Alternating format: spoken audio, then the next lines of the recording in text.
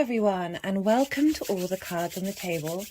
My name's Chloe and I work with card divination, astrology, and I channel energies through my body.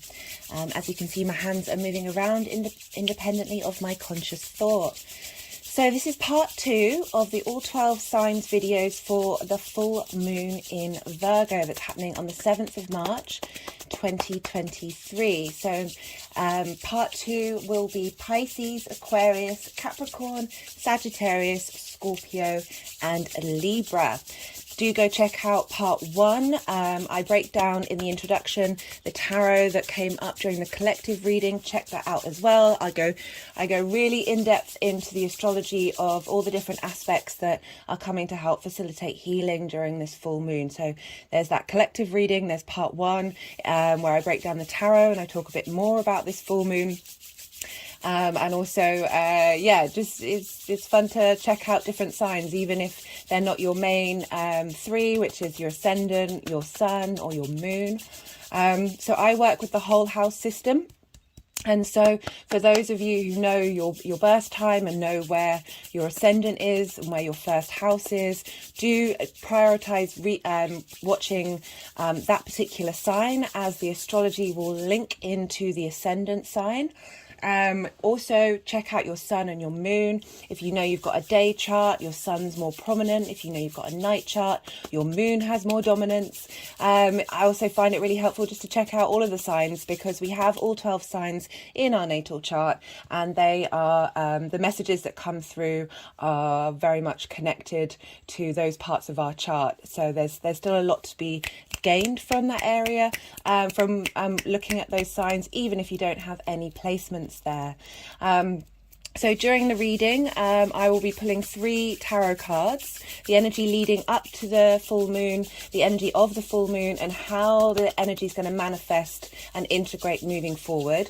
I'll also be pulling 3 clarification cards from the Numerology deck, First Light Tarot, and the Oracle of the Radiant Sun. I'll put all the decks in the description box if any of them spark any interest for you and you want to bring them into your own practice. So the energies might move the cards around during the video, and I also sometimes I might pause and not be talking, because sometimes there's times when I find it difficult to channel, think and speak at the same time. What else did I want to say? I'm going to be doing a chakra clearing and energizing session just before I start going into the rising signs. The main themes that came up in this Virgo full moon were working with judgment and perfectionism, and how the reason why we fall into judgment is through striving for this concept of what is perfect, and thinking that it is something that is without flaws, and falling into a space of shame, regret, resentment inwardly to ourselves if we don't hit that space of perfection. And then in turn, that feedback loop of having that internal dialogue of judgment to ourselves, it tends to seep out into the outside world, the people that we love and care about, the big outside world. We can fall into gossip and making assumptions about people, and basically just getting in other people's business. Virgo really likes to help. So even though the intentions behind a lot of the Virgoan actions are from a desire to help and heal and fix things, it can be counterproductive, because we get stuck in the assumptions of the future, and we hold on to the meaning that we found in the past, and that means that our energy it isn't in a state of flow. So this full moon is really asking you to flip it on the head and realize that we're all perfect. Everything is perfect. The good, the bad and the ugly, everything combined is a state of perfection, and being able to laugh and find joy in things and step out of yes, it's great to learn, yes, it's great to explore. That's what we're here to do in this crazy human existence. There's this weird riddle of existence that we're in. That's the point. But having the limiting space of of separation, because when we're judging others, we are separating them from ourselves. And I find it's a really useful practice to, when you're in that state of judgment, to really look at yourself and see if you've ever done the thing that you're judging, no matter how small the minutiae, and then being able to understand why it is you may have responded in that way, and then be able to hold compassion and empathy for that other person or situation or whatever it is, and even for yourself. To be able to let go of that energy, let it move through you and move into a space of creativity and healing. It's a funny one. We're allowed to, we obviously have preferences. We are the individual of the universe expressing itself, and we're all different. So it's part of the journey of being in this human incarnation to have preferences. But there's a difference between having preferences that limit you and separate yourself to really finding those core things that truly matter to you. Because often we get when we're in that sort of critical judging state, the hormones that we're producing can be very addictive, and we can get stuck in that loop and not be able to escape it. And that's not the point of what we're doing. We as I said, we're here to explore. We really are, and to play and to smile and to laugh and move from our heart spaces. And there was one other thing that keeps popping into my head while I'm speaking that I really wanted to talk about. Let's see if it's going to come through. Critical. It's not saying don't be real with people. I'm not saying don't be real with people. Constructive criticism is key. Like, not just pulling someone down just to make yourself feel better, but if you haven't got any ability to be constructive in what it is that you want to communicate, don't say it. Get on with your life. Move forward. I really feel like this full moon is helping clear a lot of misinformed senses of truth that we may hold about ourselves, and big clearing happening. I kept in the main video and in the part one, I kept calling this full moon a new moon, and we're not at a new moon stage, but an hour after the full moon is exact, Saturn will be moving into Pisces. This is a big deal. This is a big shift. I'm going to be doing a few videos on this in the next week or so do check those out. This is hold space and be still during this full moon. It's very receptive. Virgo and Pisces are both night signs. They're yin signs. It's about collecting in knowledge or information, letting it digest, letting it absorb, and then taking action through that preparedness.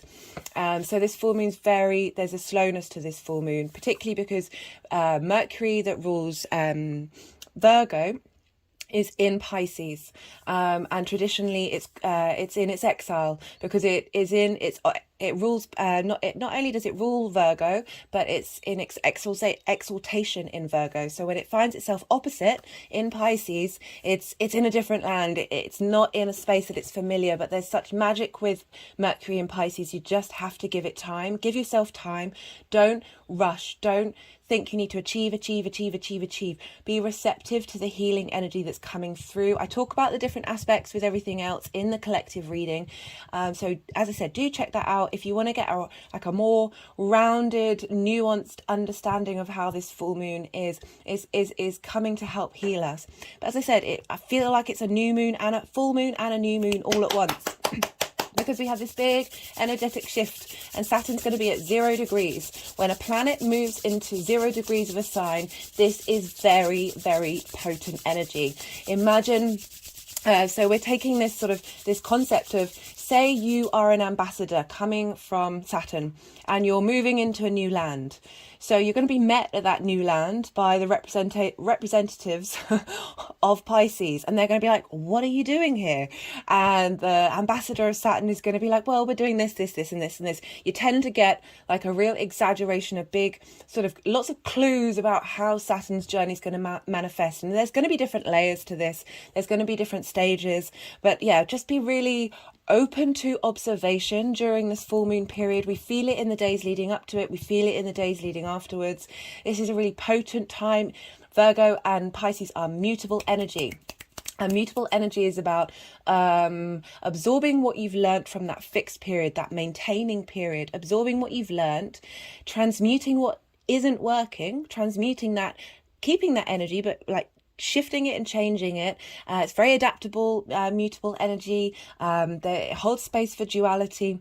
All the mutable signs represent that duality of understanding that the universe is not just one thing. We are not just one thing.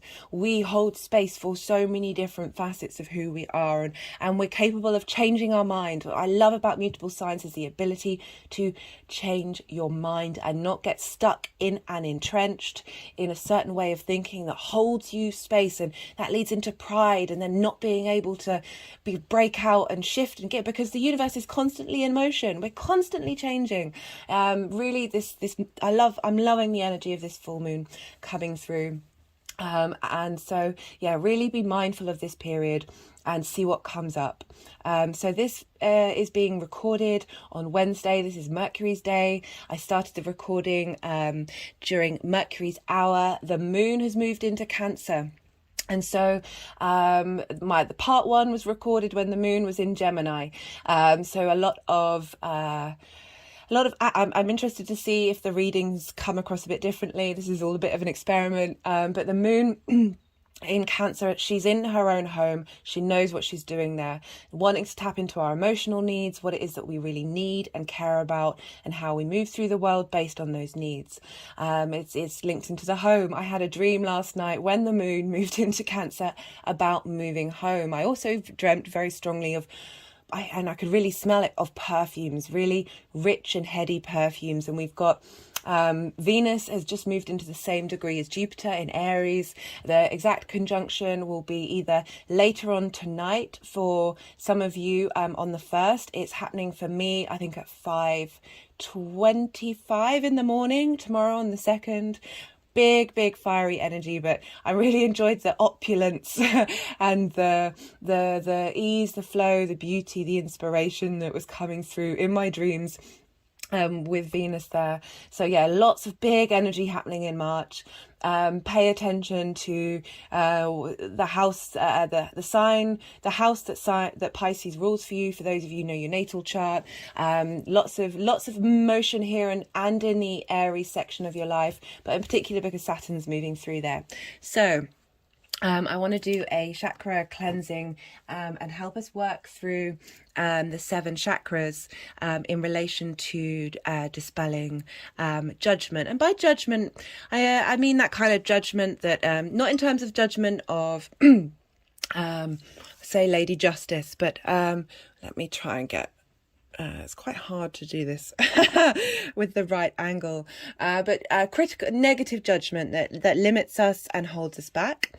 So I just want to clear the root chakra now collectively for us all. So the root chakra is linked into our survival, the root of who we are, the root of our needs. It's linked into the colour red. It may have been that we have felt small, we have felt judged in our past, and that has caused us to move into survival mode, to feel like we are under attack, to feel like who we are is under threat and being judged.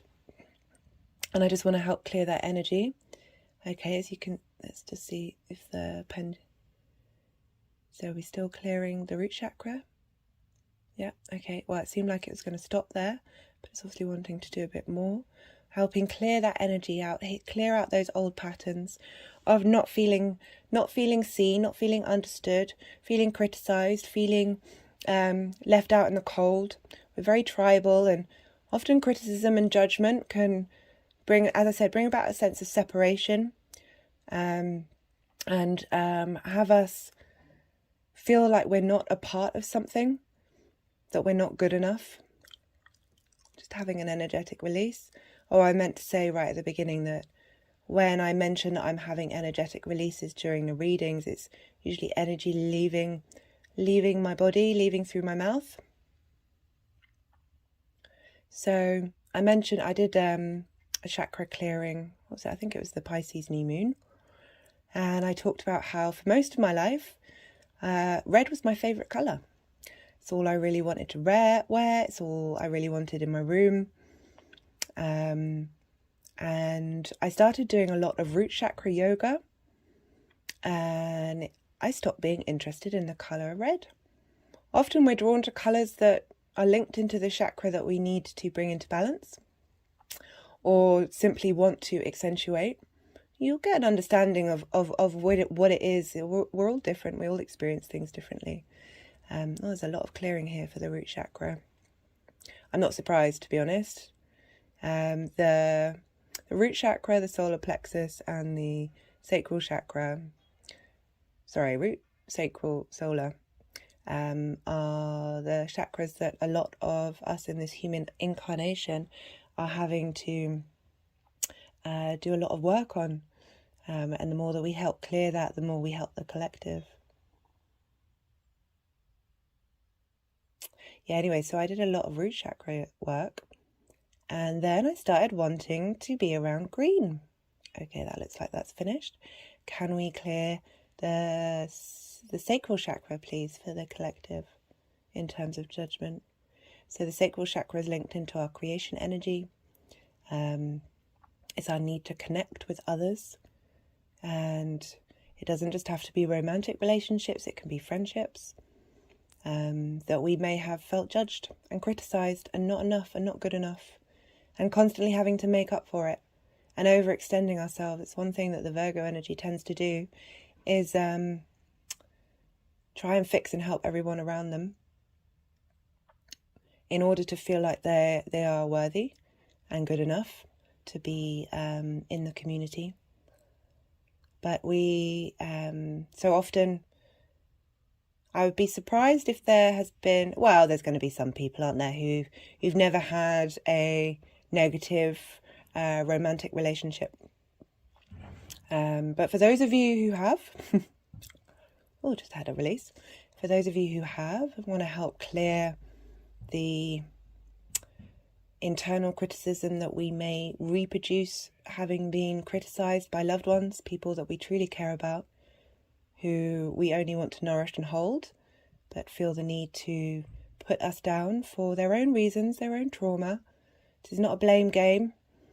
You know, we're all capable of behaving in that way based on our own trauma instincts and what we're here to do. Sometimes I find that, certainly from my own experience, that the romantic relationships that have hurt me, broken me, have taught me so much. And I feel that those relationships, those people, have been master teachers who have a bit of a soul contract to sign up to. Because sometimes we're not very good at finding autonomy in our relationships. There can be a lot of codependence both ways, and a lot of needing to validate yourself through a relationship, feeling whole through a relationship. That sometimes we have to go through some hard times in order to really reassess what our needs are and who we are and how we want to move forward. Well, there's a lot of energy with this one. As I said, I'm not surprised. And through our own self-judgment, we can then criticize our partners, because it is a mirror. We are mirrors. And through our own sometimes lack of self-worth, for whatever reason, it can manifest in many different ways. And the way that we talk to ourselves internally, our mind then gets addicted to that hormone that we're producing and then finds other means, other ways of getting that hormone, getting that fix. And we turn on the people that we love. And we think small rather than big picture, and working out what it is that we truly actually care about. How do we truly actually want to be in this world? How we want our actions to be. That being said, that looks like that's finished. Now let's clear the solar plexus for the collective. That being said, about critical words, I really want us to move away from shame and self-flagellation, where we're beating ourselves up about the thoughts that we're having, because they might not ever go away, but it's how loud they are, how much we give them attention, how much we pay attention to them. That's the same thing. I've just said the same thing twice. It's an important fact. I've certainly found on my journey that I still have the thoughts, but they're softer, they're number, they're not as loud. I can't quite hear them as strongly as I used to. I don't sink into that feeling of connecting to them, of thinking that they're me. They're not necessarily, they're a part of you, but they're not really the core of you. And yeah, I really don't want to project any shame for any of you who might be feeling these things. We've all felt them, we've all done them, we've all been stuck in them. So the solar plexus, this is linked into how you want to be in the world, your career, your emotions in the outside world. It radiates from the digestive system. So this is your gut, getting your gut. Virgo rules the gut. Oh, whoa, this is a big circle. Let me try and move this up so you can see this a bit more. That was a big circle. Okay. Let me just hold it higher up. So, yeah, the Virgo rules the digestive system. And Virgo is often very much linked into health, wanting to heal, herbalism, eating herbs. And so getting our gut healthy is, there's so much science coming out about the gut being the bigger brain. And the more our gut is healthy, the more we are in harmony with our body. I talked about in the collective reading that Mercury rules Virgo, and it's about having a flow of conversation with all the parts of the body. And that's why I feel like there's going to be some big healing happening here during this full moon, linked into the body, linked into our health. And so the solar plexus, it's, as I said, it's your motivation and your drive to move in the world. We live in this world of competition. We live in this world. This is where this perfectioning comes in of knowing what you need to do already without learning, without trying. Trying is such a great thing. Trying, seeing what's worked, seeing what hasn't, trying again, and not feeling shame about not getting it right straight away. So often we might have found with our journey in working out what moves us, goodness me, sorry, my arm keeps falling down because this is holding your hand up for this long. Ooh, I need to do more exercise.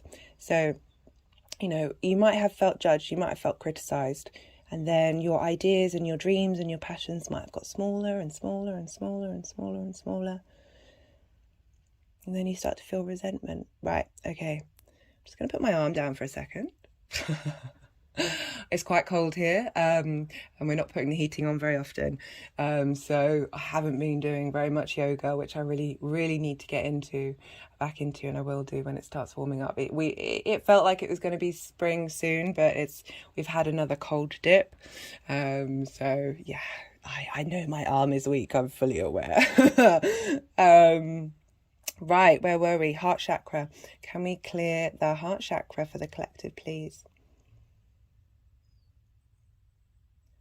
So the heart chakra can cover a lot. Criticism and judgment makes our heart small. It limits our heart. It suffocates our heart.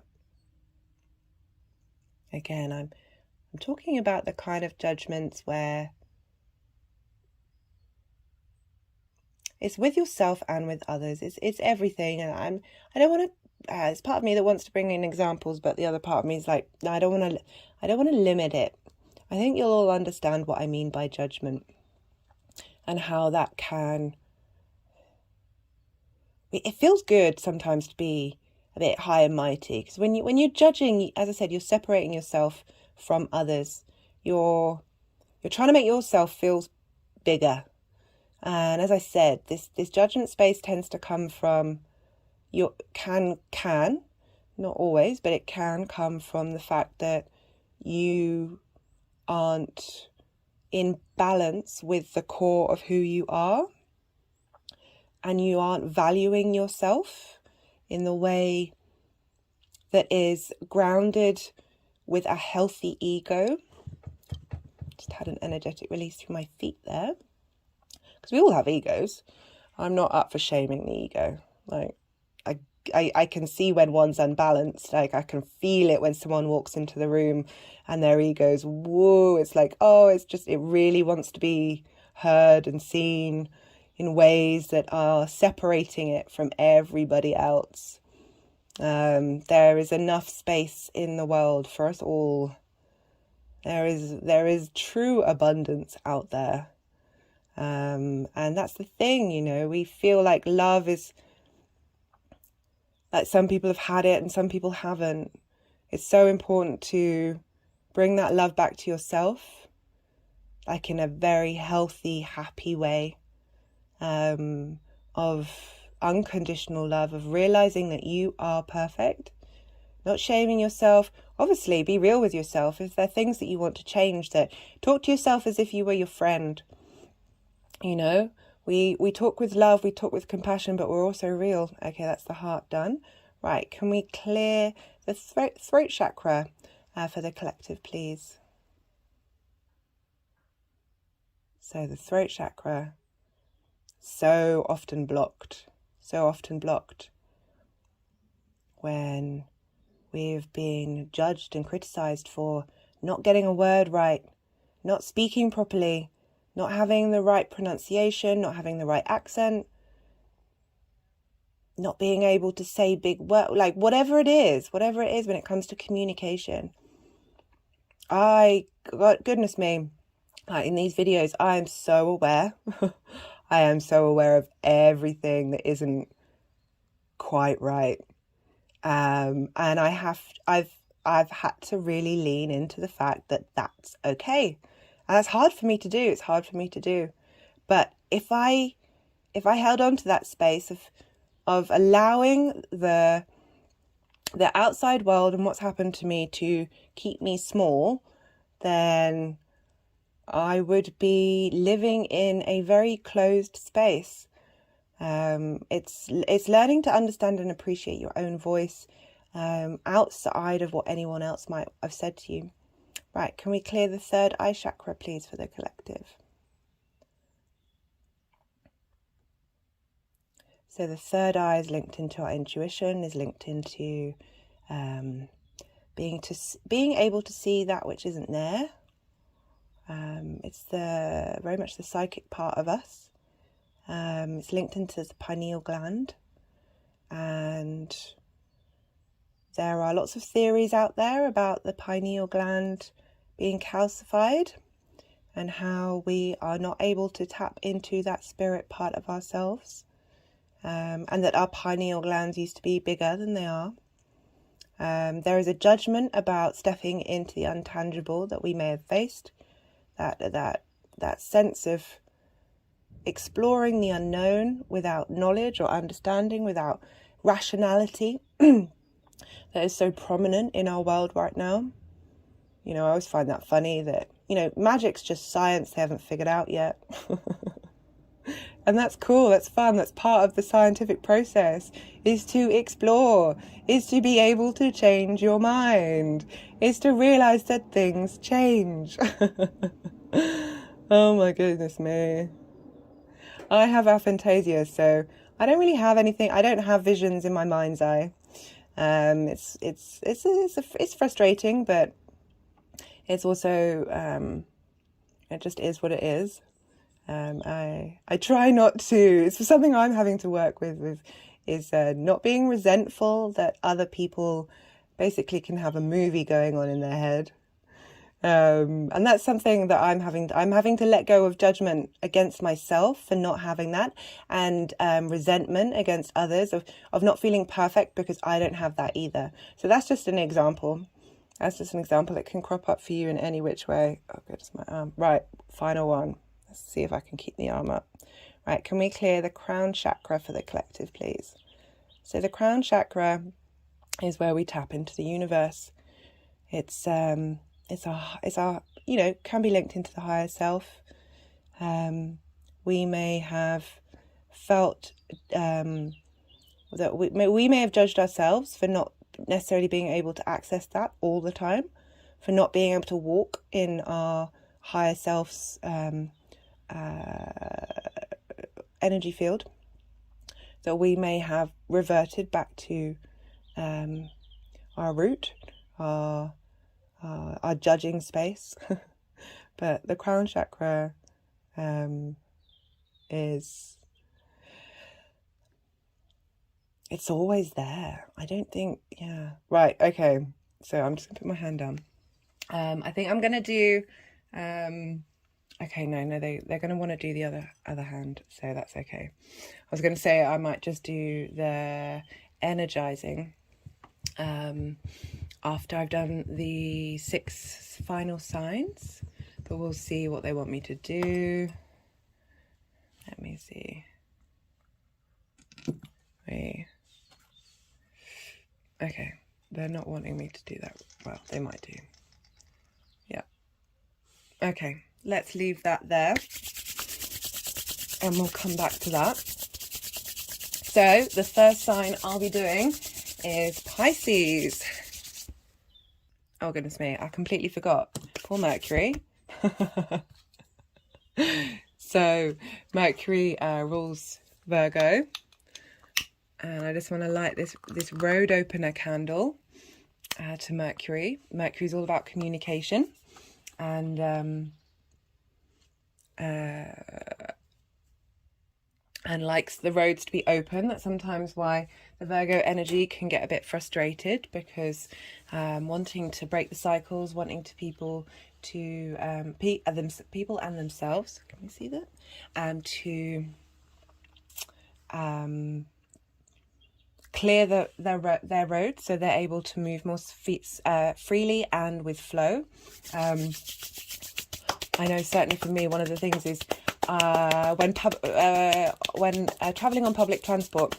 I live in London, and especially with the tube, I am completely baffled that people don't seem to be able to move in the flow of the hive mind. And are sometimes completely oblivious that there are other people around them in peak time, that they don't either move to one side, but they're just happy just to stand in the middle of somewhere and block the space. And yeah, it drives me utterly crazy. But there's an example of Mercury, the need for speed, the need for flow, the need for the messages to get through. As I said in the collective reading, like it's something I have to work on and tap into, is that Piscean energy of there's a sense of acceptance of the meandering journey of life, the riddle of it, and being at peace with that strange journey. Right, okay, I'm going to be going on to Pisces next. Pisces rising. So this lunation for Pisces rising is happening in Virgo in your 7th house, and the sun will be in your 1st house. So regardless of whether you have a Pisces rising or not, you're going to be feeling this energy in the same way that Virgo is. It's going to be quite intense. It's this sense of opposition. It's about needing to find balance between those areas of your life. But we have, as I said, the moon will be in the 7th house for Pisces rising. When I talk about aspects, for those of you who don't have Pisces rising, the aspects will still apply, just will be in different areas of your life. So we have this opposition in the 7th house. The 7th house is intimate relationships. This can be romantic, business, or friendship. These are the people that mean a lot to you, that are important in the way that you move in the world. And so we have the moon here highlighting your needs, your emotional desires, when tapping into that energy of what it is that you, how you interact with those intimate relationships, how you want to move with those. You may have been doing a lot of work in that area of your life. And you may see with this lunation a sort of examples of how that's leveled up for you. I've found with full moons that you both get that, and also the universe just gives you a little tester to see if you're walking your talk. So something may come up that highlights something that you may have thought you've worked on, and the universe gives you a little task to see if you're going to respond in the way that you think you've been able to achieve.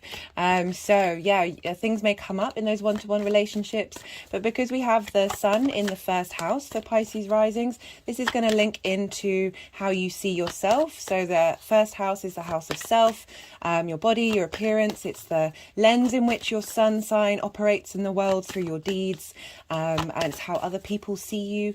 So with the sun moving through there, you may have some illumination, some light being shone on who you are and what you are and how you are. And so the moon's coming along to help bring in a sense of balance between your one-to-one relationships. Oh, just had an energetic release. Oh, interesting. Release there, a bit of a shake through the body.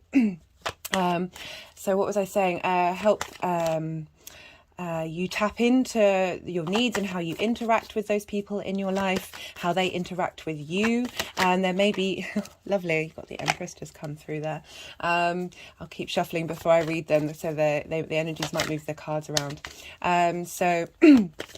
We have, because Virgo is ruled by Mercury, we look to where Mercury is, and Mercury is in Pisces, in your first house. So you're going to be able to tap into some wisdom about how you want to communicate, how you want to be, how you want to see, how you talk to yourself. I think this is really important for this moon.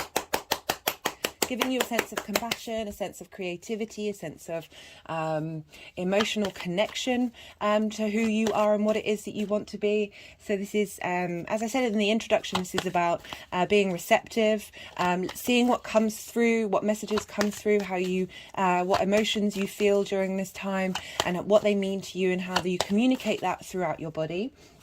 And we also look to where Jupiter is, because Jupiter rules Pisces, and Jupiter is in your second house of values. This is the house of how you make money, how the things that you value, that you take with you, how you value yourself, and your house of manifestation. It's the house of your resources. So you're getting a big boost here with Jupiter being there, and Venus. So these are both the benefics. And they really want to help facilitate that area of your life. They want to provide opportunities and harmony and creativity, and really want you to stand up for yourself and stand up for your values. That's what I really like about this lunation, is we're bringing in the Aries and the Pisces energy together. That ability to understand and hold space and connect to all the different things, while still really facilitating your own individual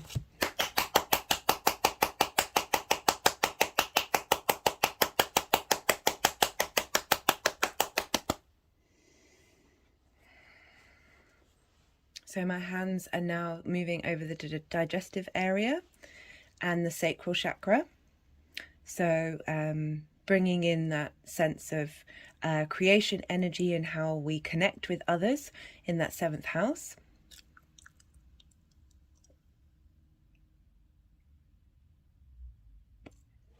I just had energy come in to my mouth and go into that area.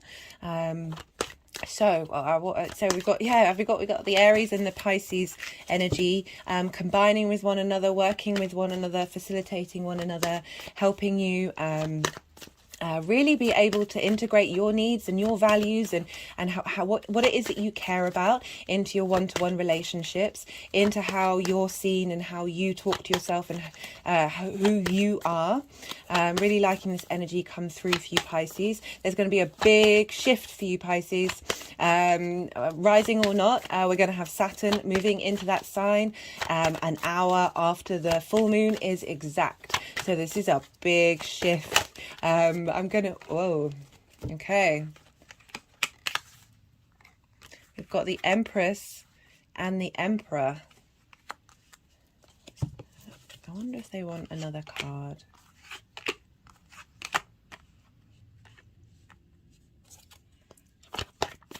So, so same, we've got, oh, this one. Do you want that one? No, don't want that one. Big shift happening. So Saturn moving through your first that's some big change happening. That's a big change in who you are and how you are in the world. In your actions and your deeds. And this is going to be bringing you in. Whoa. Okay. Does this mean they don't want... Yeah. You're just like, no, we don't want another card. This is it. This is what we're getting. Yeah, so a real sense of bringing in a sense of integrity. Oh, they're being playful. Okay, let's try this again. I'll see if anything comes out. I have a feeling there's another card. yeah, so like Saturn wants you to walk your talk. Saturn can bring a sense of maturity, sense of responsibility. It's also linked into cause and effect. So it's about karma, releasing karma, getting you to step into. Okay, yes, Pisces. So we have for the energy. Okay, sometimes they do move them around and then they'll put them back again.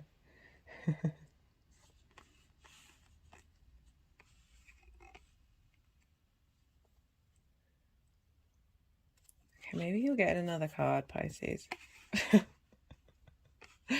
I know, there just feels, so sometimes when I'm doing these, I'm like, I wish I could do a lot more cards, because there's always seems to be a bit more to the story, wanting to be explored. Right.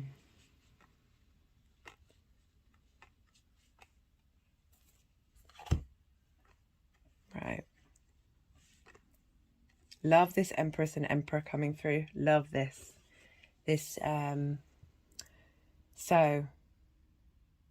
So for the energy coming through on the lead up to this full moon, we've got the Two of Cups. This is about finding emotional harmony. This is about connection. This, on a personal level, this is about learning to love yourself.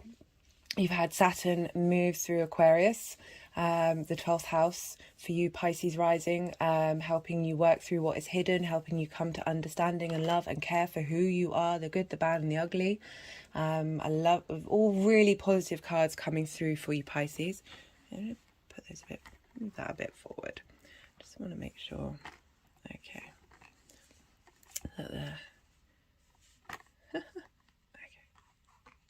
Sorry, this is the perfectionist in me coming out, Pisces.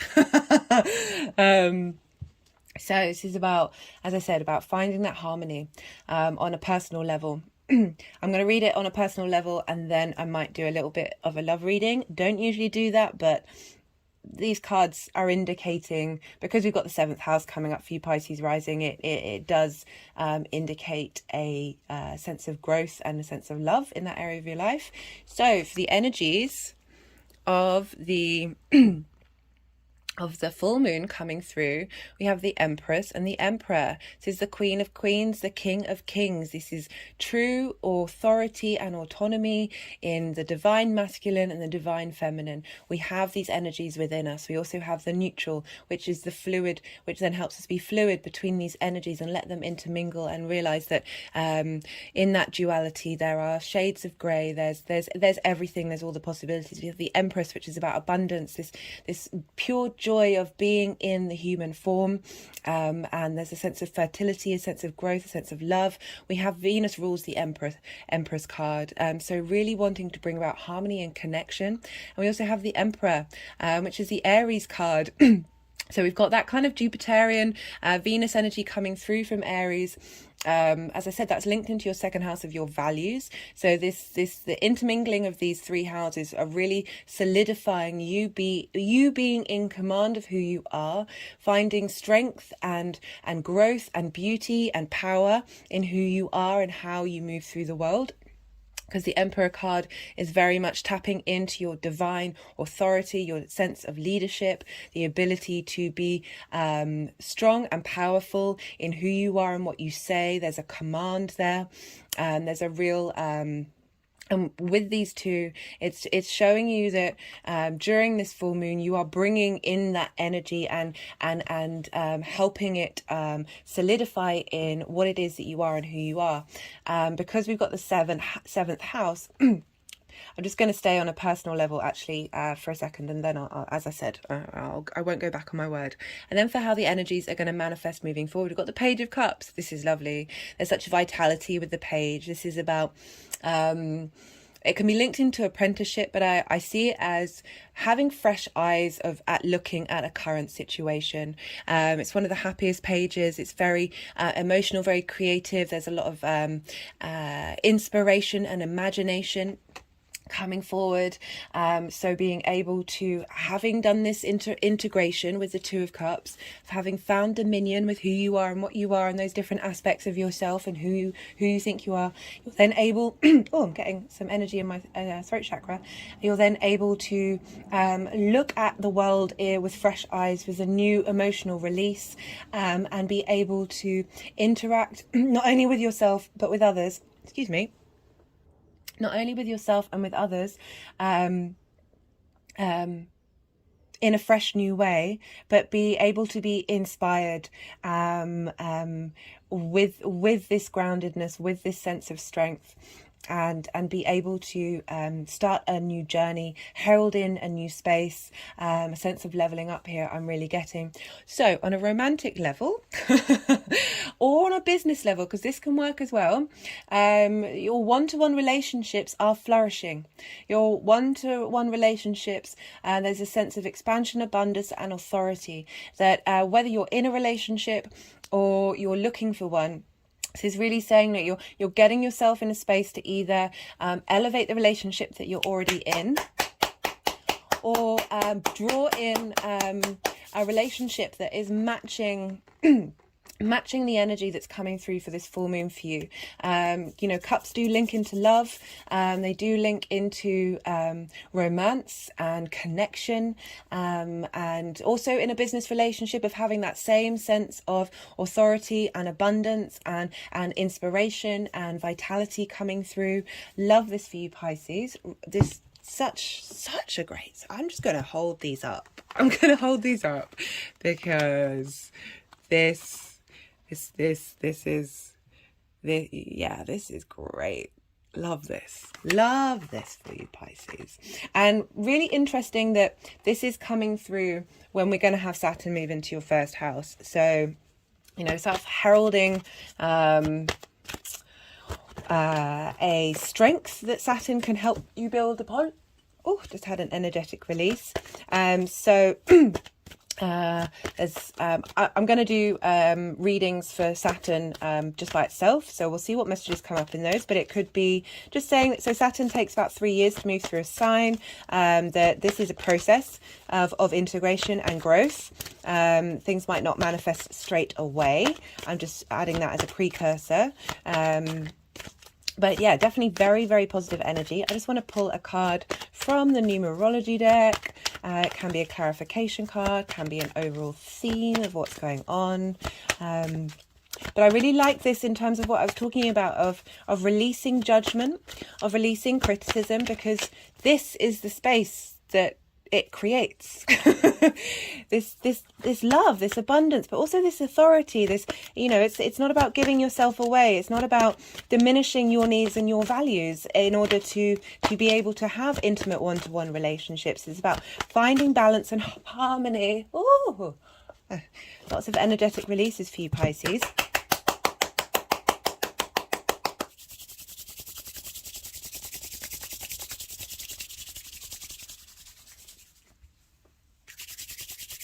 So my hands just went up around my head and then back to the back of my neck, the back of the back throat chakra, around to the front throat chakra, and is now back on my heart chakra. So something about communication. As I said, Virgo is ruled by Mercury. This ability to communicate from this space in your one-to-one relationships. Being able to speak your truth from a place of love. Love this reading, Pisces. And for those of you, change, you see this change. For those of you who don't have Pisces rising, this still applies to whatever,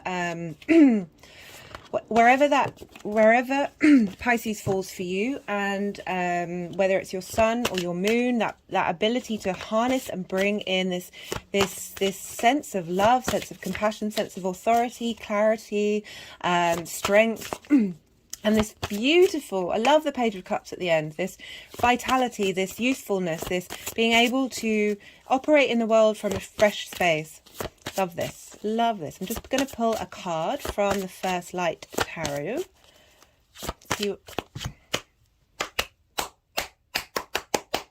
Sometimes I get a sense from the deck that cards aren't going to come out because they want me to do some energy work. Oh, I'm getting happy just looking at these cards. This is lovely.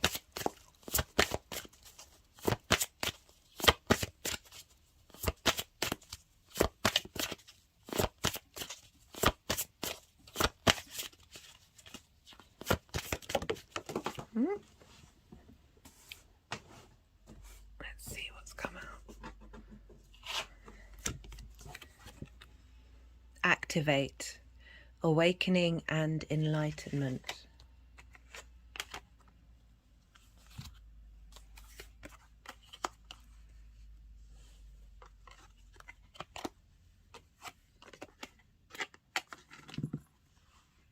You can see this. Let me move this further forward.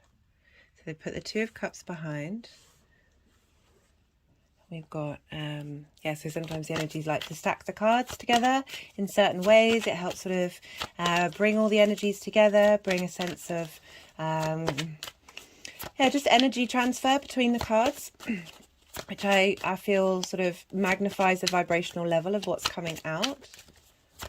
So I'm now pulling a card from the Oracle of the Rising Sun. Let's see what final message wants to come out for Pisces for the Virgo full moon.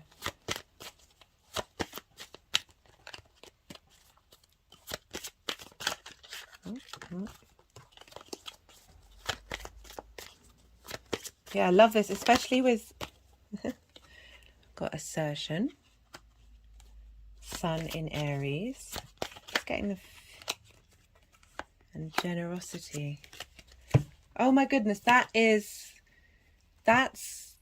so they've put this card over where the Empress is, which is very much an Emperor energy, and the generosity, that abundant state, it's Saturn and Leo, but I'm putting that over where the Emperor is. I love, this is gorgeous. I'm gonna hold them all up. This is making me really happy. Oh, beautiful, Pisces. Okay, I'm going to leave it there. I really hope this helps, Pisces. I'd love to hear if this resonates. Yeah, and be well until we meet again. Aquarius rising. How are you doing, Aquarius? So the astrology that I'll be talking about in the house placements will link into those of you who have Aquarius rising. For those of you who are tapping in for other reasons, when I talk about aspects and what they mean, they still apply. So yeah, I really hope whatever comes up really resonates. So Aquarius rising, you have this lunation happening in your 8th house. This is the house of shared resources. This is the resources with the outside world. This is can be linked into inheritance. I also link it into cosmic inheritance as well. This is a house of transformation. This can be a house of sort of big chunks of money, whereas the second house, where the sun will be, and Mercury is the house of how you make your money. So we've got the moon being in the 8th house, like shining a light on perhaps your unmet needs in terms of connecting with the resources of the outside world, or highlighting maybe something coming in, maybe a benefit coming in, a chunk of money, or it doesn't just have to be linked into money. Shared resources could be time, could be things, could be as I said, money. It could be anything. It's just the exchange of energy. It's the exchange of things that covers quite a lot with others and with the outside world. So with the full moon being there, that can be, as I said, some opportunity may come in, the opportunity to interact with the outside world. As I said, a new chunk of money. But it could also be a time when, as I said, your unmet needs may be highlighted, and because we have an opposition between Pisces and Virgo, and the sun will be in your second house of your values. This is your resources. This is how you make your money. This is how you manifest. It's also how you value yourself. So it could be wherever you are on your journey that the light of the sun that's moving through Pisces is shining a light on how you value yourself, and maybe making changes of how you communicate with yourself, with your values, especially as Mercury will have moved in there, and I think will be at 8 degrees of Pisces. So really helping provide communication and information on a very intuitive, receptive level. So letting you have a bit more faith in yourself. And how you go about in the world, what it is that you want from the world. Do we want this one? No, it wasn't proper shuffling. How you want to be seen, how you want your values to be seen, highlighting, especially with this full moon, it could be highlighting how the outside world hasn't seen you and how you may interact with that. Maybe a shift and change in how, having an energetic release with that, of how the outside world, sorry about that, how the outside world sees you and values you, and bringing that exchange into balance, in bringing in swift communication, bringing in a sense of healing, deep healing with your response mechanisms to the resources, the shared resources, how the big outside world treats you. It could be a big time for healing in that regard, setting free some preconceived judgments and criticisms, or sense that you might not be perfect enough to receive from the outside world. Ooh, just had another energetic release go up my spine, but like kind of stopping around the solar plexus, so just the lower 3 chakras of needing to clear some of that can then help open up some roads. Mercury is then able to move quickly in that area of your life, like this for you, Aquarius. So because Virgo is ruled by Mercury, we looked where Mercury is, and as I said, Mercury will have moved into Pisces. I think it's at 8 degrees, around there anyway. And there's a slowness to Mercury being in Pisces, but there's some deep innate wisdom. Give the way that you communicate to yourself about your values some time, or just generally let be receptive with the speed or lack thereof of Mercury in Pisces, and let there's a lot of other aspects involved in this full moon, particularly linked into the North and South node about release, and integrating where you want to be headed. So Mercury is in Pisces, really holding space for being able to be in receipt of the light of which the sun is shining on the moon, some clarity, some compassion to yourself, perhaps the critical nature in which you have communicated with yourself about how you are in the outside world. That sense of feeling restricted. That's what anyway, we also look to where Jupiter is, and Jupiter is in Aries, in your 3rd house. And so, I forgot to mention, so the 8th in the 2nd house. So the 8th house from Aquarius, also Pisces from Aquarius, is what's called an inconjunct, and this is when they don't have anything traditionally in common. So it's trying to find different perspectives and getting them on the same page, and there's a great wisdom. It can feel uncomfortable, Aquarius. I feel like this lunation could be a bit uncomfortable because of that, and also because Pisces is next door to you, and that's what's called inverted. So the energy of Pisces has taken what it's learnt from Aquarius and moved forward, but there is no direct line of sight. So there's a unclear form of communication. It's more of a felt communication. There's a sense of understanding, but still with this, what's called an inversion and an inconjunct, with an inconjunct, as I said, it can feel a bit difficult, feel a bit frustrating, but there's respect there. There's a desire to bring things into balance. Whoa, 2 major arcana. But we have facilitating energy coming from Jupiter that rules Pisces, and Jupiter is with their fellow benefic Venus in Aries in your 3rd house. The 3rd house represents the house of the goddess. This is about bringing your big picture ideas into your day-to-day. The 3rd house is about communication, your community, your environment, short distance travel, starting something afresh, learning something new. And the reason why I say this is facilitating you, Aquarius, is because Aquarius and Aries sextile one another, and this is an aspect of Venus. Venus wants to bring about creativity, wants to bring about harmony, connection, desire, pleasure, beauty to your life. So the energy of Jupiter with Venus there as well is funneling into your 2nd house of values, really helping you be able to have yourself be seen in your local community, be able to move throughout your day-to-day, incorporating those values, shaking off limiting beliefs connected to your interaction with the outside world and sharing resources. I'm having an energetic release right now. My head has gone backwards. I'm now looking up at the ceiling. Just had an energetic release with that. So the energies leading up to this full moon are the Hanged Man. So as we've got Saturn moving into the 2nd house, and you've had Saturn moving through your sign. Saturn's all about wisdom, knowledge, growth, but there's time.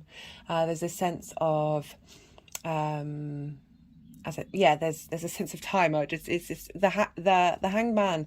This is about limbo. It's about being in pause. Odin, the Norse god, who was also associated with Mercury, he tied himself upside down from a tree and stayed there for 9 days and 9 nights. And at the end of that, he received the wisdom of the runes, which is another form of divination. And it's about perspective. The Hangman is about pause and turning yourself in a way, upside down, inside out, to be able to be in receipt of new perspective.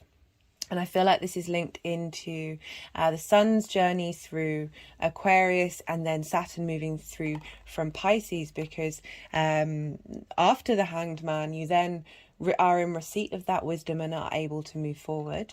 But I feel like with Saturn moving through your 1st house or Aquarius in general, you will have learnt so much about yourself. You would have been, it may have taken a while. Saturn takes 3 years of getting new perspective, but there's a lot of wisdom that you've gone through and you've had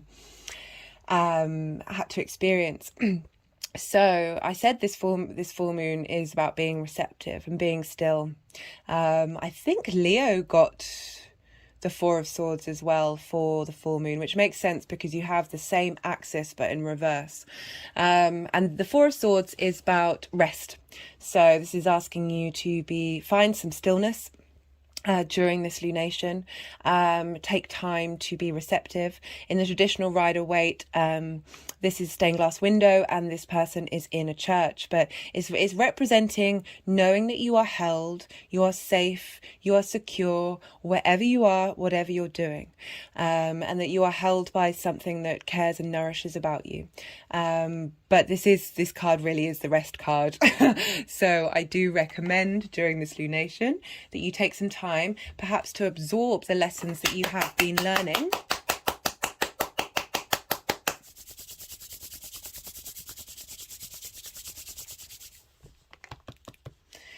And the final card, so so this combination is you've got 2 major arcana either side of this lunation, and this lunation's asking you to rest, because major arcana cards it's big energy, it's energy you're not going to miss, it's quite fated, because we've now got the Wheel of Fortune. This is a Jupiter card things may come up in your day-to-day, in your local community, that are going to provide opportunities. But I really feel, because we're linking this into your value system, shared resources, your resources, that you may have felt restricted, that you may have been at the bottom of the wheel and felt like you're not in momentum of wherever you're at in those areas of your life. And now with the Wheel of Fortune, very positive card. It's Jupiter card. Jupiter wants to bring opportunities, wants to facilitate you, wants to help you integrate yourself and bring a sense of cohesion. And so we have, with how the energies are moving forward, this changing of the wheel, a new perspective, a new way of interacting, a beneficial, a boon coming through, real opportunities. Jupiter and Venus in your third could also be people, powerful people, especially with Aries, independent people, people with wisdom, with a sense of command coming into your life, that are, I just want to get another one. We've got creativity coming up. Maybe be, right, over the full moon, maybe do some rituals, maybe be a bit creative, however creativity is for you. It's different for everybody. It's not limited to certain things. That during this full moon, there's a sense of stillness, there's a sense of receptivity, but be playful while you're doing it. Find new ways for the universe to bring in messages. I like that. And maybe, also, because the second house is where the sun will be, is about your values and your resources and being able to tap into that creative energy. And you've also got Mars. Mars is in the 5th house for Aquarius rising. And that is your creative energy. That is your creation source. That's how you have fun. So been in Gemini for a while. So it's creating a T-square between Virgo, Pisces and Gemini. And right, so yeah, I can understand why this is coming up, because you want to, even though this is being in a state of rest, it's perhaps being by yourself, and being creative, because it's T-square with Mars, Mars is asking you to do things in that creative area of your life in order to sort of bring in, you're not going to miss the energy, I don't think, because you've got 2 major arcana, but to help accentuate the energy that may come through, do something that brings you joy, brings you amusement, in your state of rest, in your state of peace. Love that. Wonder what this changes. Do write a comment if you know what it is, or because this is the energy manifesting moving forward. Yeah, let me know what turn of events may happen, because it's the 8th house where the moon is. I feel like it's your emotional needs are going to be met with the shared resource, with how you balance your resources. Just having an energetic release there.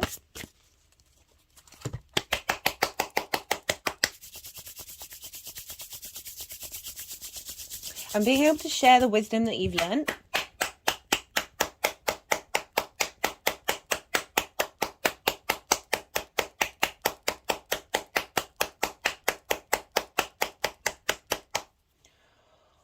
Whew.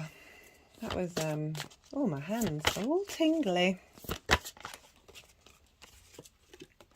We've got energy and flow.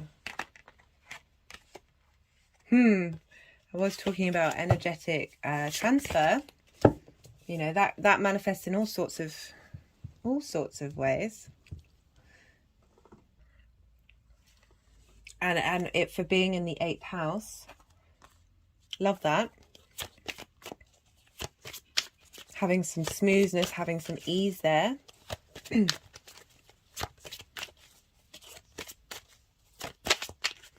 So I'm just going to pull a card from the Oracle of the Rising Sun.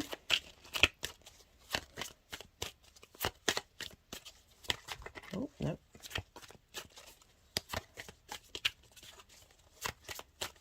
Yeah. Loving this energy. Yeah, particularly with, I'm sure you're feeling it with that Jupiter and Venus moving through Aries. As I said, sextiling your Aquarian energy. There's that free flow, There's that ease of inspiration coming through from your day to day, from how you communicate. Do we want these? So we've just got assertion.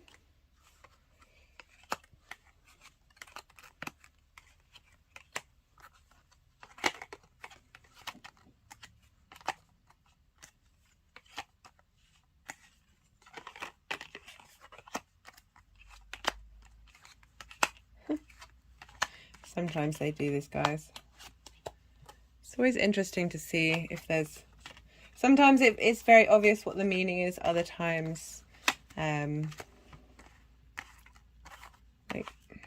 times not so much. Oh, what it is? Get that back.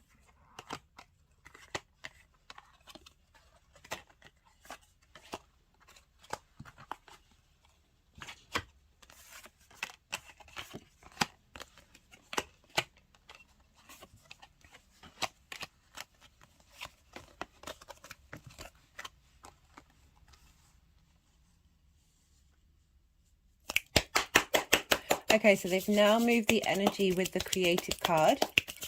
I feel like that's an added layer.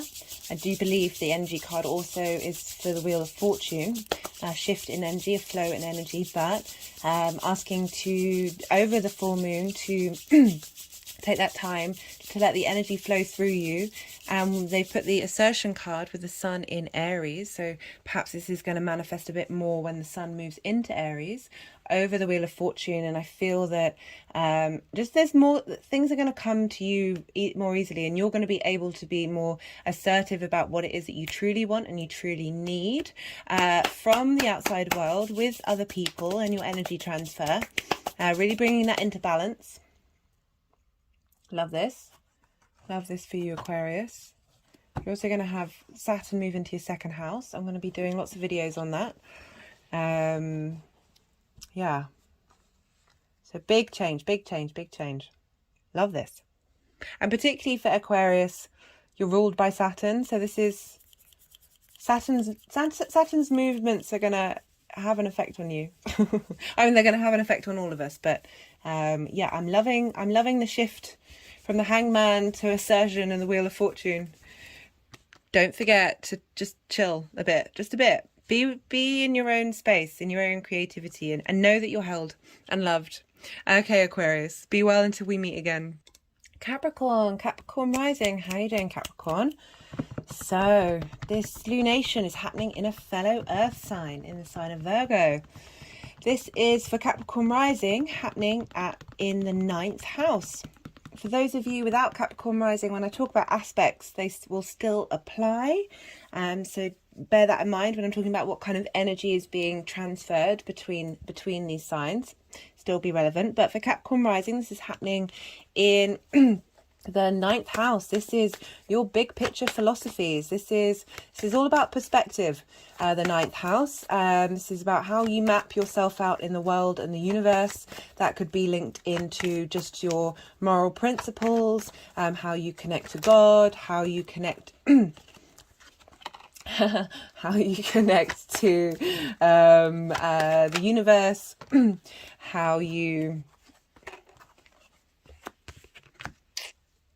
Sorry, I'm just seeing if they want all of these, because they came out quite quickly. So I'm just going to see if like one more card wants to come out for you, Capricorn. How, yeah, it can be a book religion, it could be spirituality, it could be anything, but it's your bigger, higher perspectives. It's not about the sort of small details, the minutiae of things. It's as I said, big picture perspectives. It's also linked into mastery, and this is learning to master something that you've been working on for a while in order to then share those perspectives with others and help you broaden your perspectives through that mastery. It's about traveling to a place that for a longish period of time that isn't what you were used to when you were growing up. So it's the unfamiliar, and when we go and interact with places that aren't familiar to us, where we aren't familiar with, then excuse me, then we're able to broaden our perspective by interacting with the unknown. Got a lot of pentacles here, Capricorn. You are an earth sign. And so, whoa. I'm going to leave it for, I'll carry on talking and see if they want to move these around or not. So we have, that's where the moon is. So either tapping into your unmet needs in that area of your life, helping you shine a light on parts of how you look at the world and look at them in a different way, highlight what needs need to be met that aren't being matched by those perspectives that you have, or highlighting the work that you've done in that area of your life to integrate those perspectives in your day-to-day, because we have this trining. So Virgo trines Capricorn. A trine is an aspect of Jupiter. This is about bringing wisdom, opportunities, a sense of there's an abundant state. It can be quite lucky, but it's really asking to provide inspiration for wisdom and integration. They're both earth elements. They're sharing resources. So all that energy that the moon is pumping into the 9th house, or wherever Virgo falls in your chart, is funneling into your Capricorn energy. For those of you with Capricorn rising, the first house is your rising sign. That's your house. That's you. That's your body, your appearance. It's the lens in which your sun sign operates in the world through its deeds. It's how you instinctively act. It's how other people can see you, or on a sort of, the people around you can often notice that part of you more than you do, depending on how much you relate to either your sun sign or your moon sign if you've got a night chart. And so this energy from that 9th house of just this broader perspective, this ability to bring that into your sense of self, to funnel that in, and really support you, because not only that, we have the Sun and Mercury in your 3rd house of day-to-day activities, the way you communicate, the things you do on a regular basis. It's your local community. This could be linked into short distance travel, starting something new, learning something new. It's also the house of the goddess, opposite the house of the gods, which is the 9th house. And it's about bringing those big picture philosophies into your day-to-day. And what I like about this reversal of this moon is you have the sun there shining light on who you are and what you are in your community and how you walk in it. And really, it's also the Piscean energy sextiles Capricorn. And a sextile is an aspect of Venus, bringing about a sense of harmony, pleasure, creativity, beauty. But there's a lot of strength in Aries, very fiery spirit, very independent, very warrior goddess here. And we've got Jupiter there as well. Wait, no, sorry, that's Aries. Sorry, apologies. We're going to talk about Jupiter and Venus in Aries in your 4th house, but your 3rd house, Pisces. So we've got a sextile aspect. So the communication that's coming up in your day-to-day, or perhaps things that you may hear on a day-to-day basis during this time, inspiration you may get with that Mercury being in Pisces is going to communicate to you about you and how you are and how you see yourself. Of that 1st house, how others see you.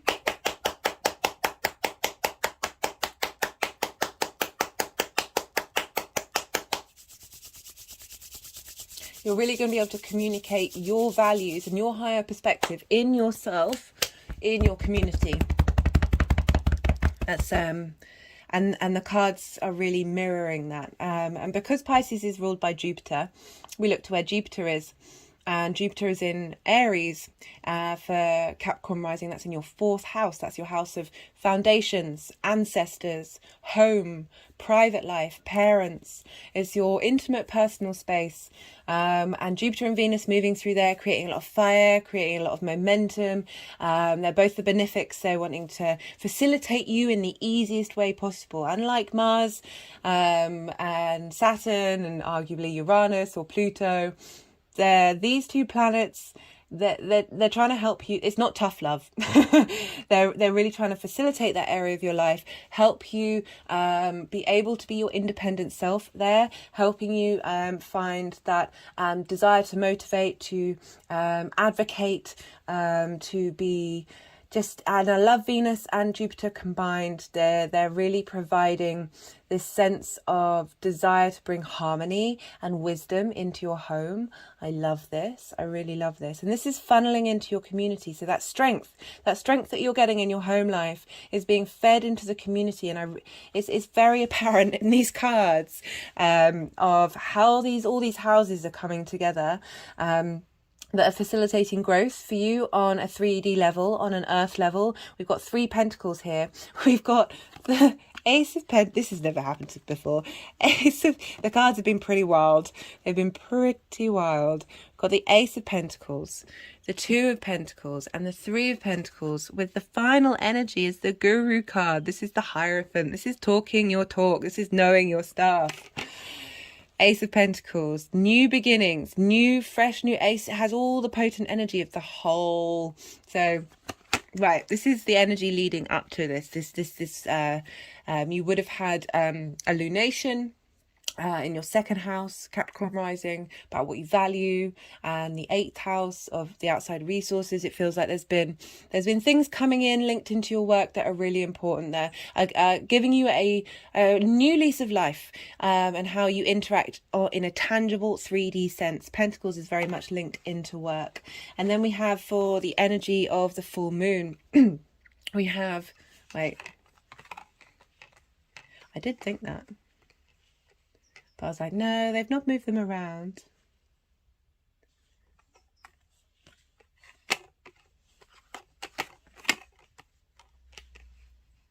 Okay. It's all still great. It doesn't really matter.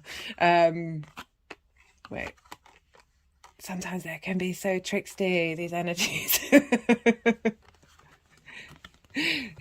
So maybe you've had 2 jobs. Maybe you've realize you need to bring another source of income into your life.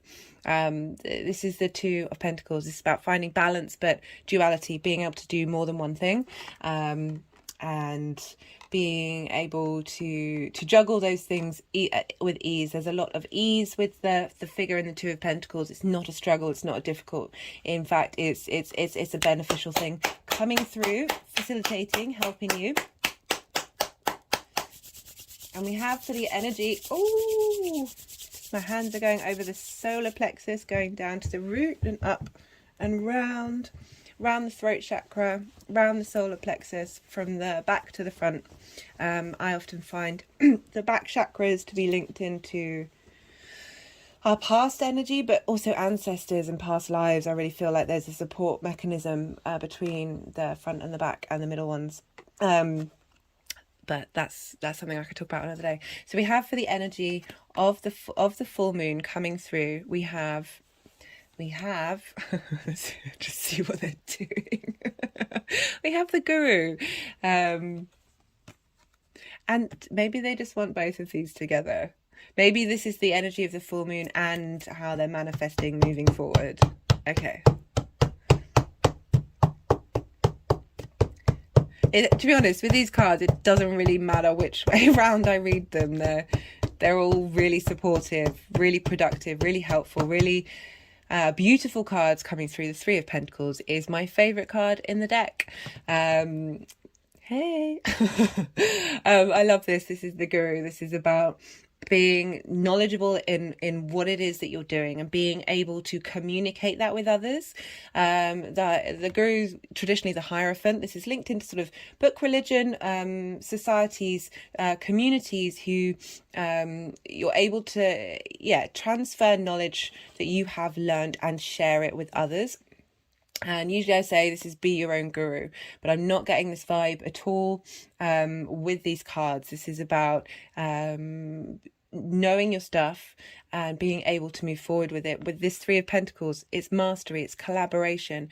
These are all figures who know what they're doing. These are all on the same level, even though they're not actually on the same level, but they've all got the same skill level, and that's of mastery, and they're collaborating together in order to create something not only beautiful but long term.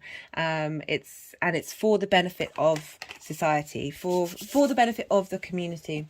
And I feel because of that sun being in the 3rd house, that's the energy that's coming through. Ooh, let me just put these a little more like that. Whoa, the spreads have been cool in this one. Right, I'm going to pull a card from the Numerology deck.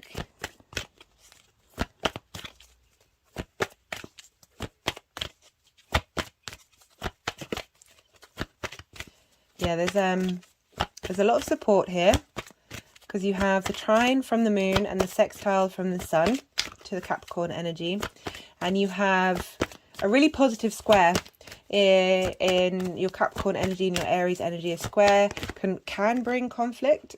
I've got environment. That's not at all surprising, considering we're dealing with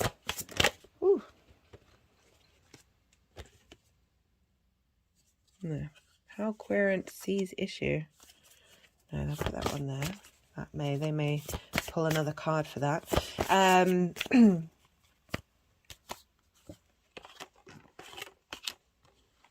Okay, so maybe you're feeling that juggle. You're feeling like you're doing two things at once. That's so funny. In my mind, I was just about to say, before they went to pick that up, that it's actually the same thing.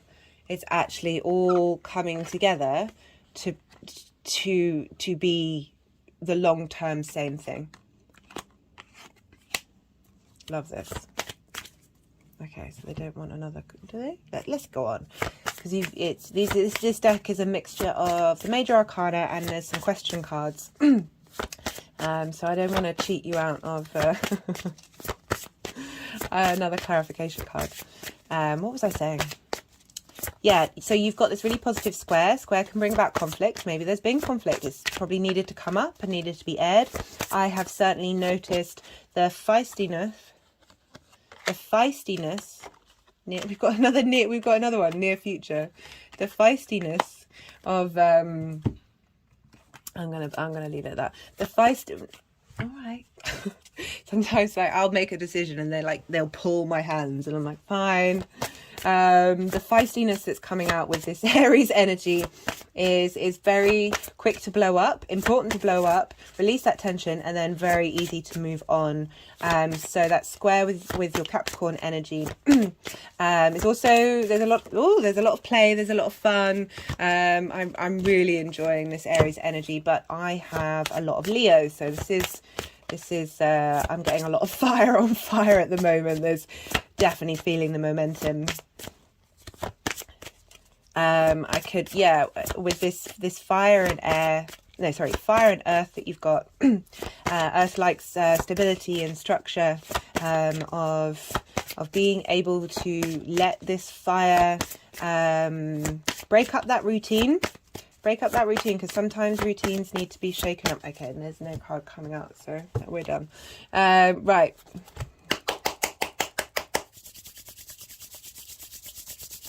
And fire can use to solidify. So with clay, when you're making a pot, you need to put it in a kiln. You need that heat, you need that fire in order to give it, give the structures that you're making with the earth energy. I'm not saying that without fire you don't have longevity, but really helping bake it in. Bake in what you really want from that inspiration, from that motivation, from that passion. Right, so this, I'm pulling a final card from the Oracle of the Rising Sun. Oh, no. It's really interesting. When I was recording this video, the part one, with the moon in Gemini, a lot of the cards sort of half flipping over, half not. Do we want that?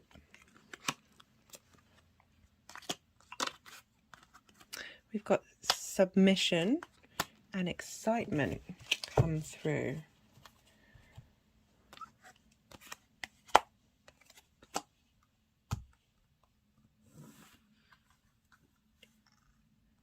Interesting. I'm just going to see what they're going to do with these.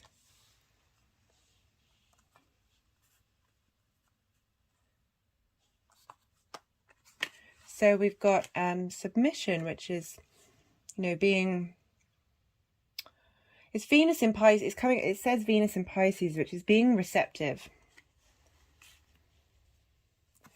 being still.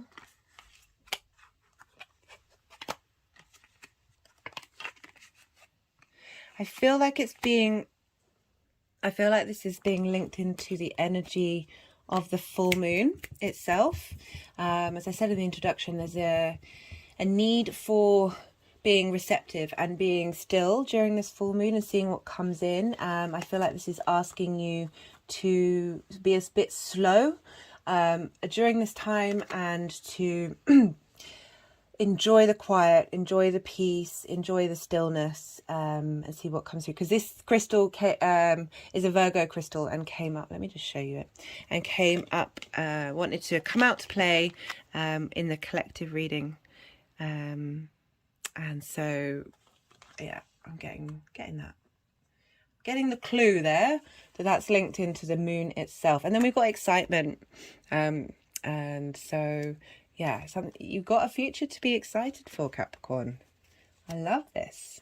Right, be well until we meet again. And I'd love to find out how this manifests. Yeah, really, yeah, I love this. Sagittarius rising. How you doing, Sag? So, for those of you with Sagittarius rising, you have this lunation happening in your 10th house. This is where the moon will be, in Virgo. 10th house represents your life purpose, your career, how the big outside world sees you. And yeah, this is a time for the work that you may have done be illuminated and rewards coming in, or it may highlight some areas where your unmet needs have not been fulfilled and need to be released in order to clear the way to create a more harmonious interaction with your career. We have the sun in your 4th house, and the fourth house represents your foundations, your ancestors, your parents. It's your home, it's your private life, it's your intimate space. And both Virgo and Pisces square your Sagittarius energy. So when I talk about aspects, for those of you who don't have a Sagittarius rising, the aspect energy still relates to the energy coming through. So you've got squares here. You've got a T-square between whatever you've got in Sagittarius. And so this is where there's an opposition between the sun and the moon here with this full moon, which we get for every full moon. But we also have we have 2 squares. And these squares are funneling into your 1st house. For Sagittarius rising, this is the house of self. This is the house of your body, your appearance, how other people see you. It's the house in which your sun embodies through itself, through your actions. And it's very much your house. And we have squares here. So squares are an aspect of Mars. This can bring about conflict. This can also bring about friction, momentum, movement. It's bringing things into reality. A very powerful energy. And this is all lots of mutable energy. So Virgo and Pisces is mutable, as is Sagittarius.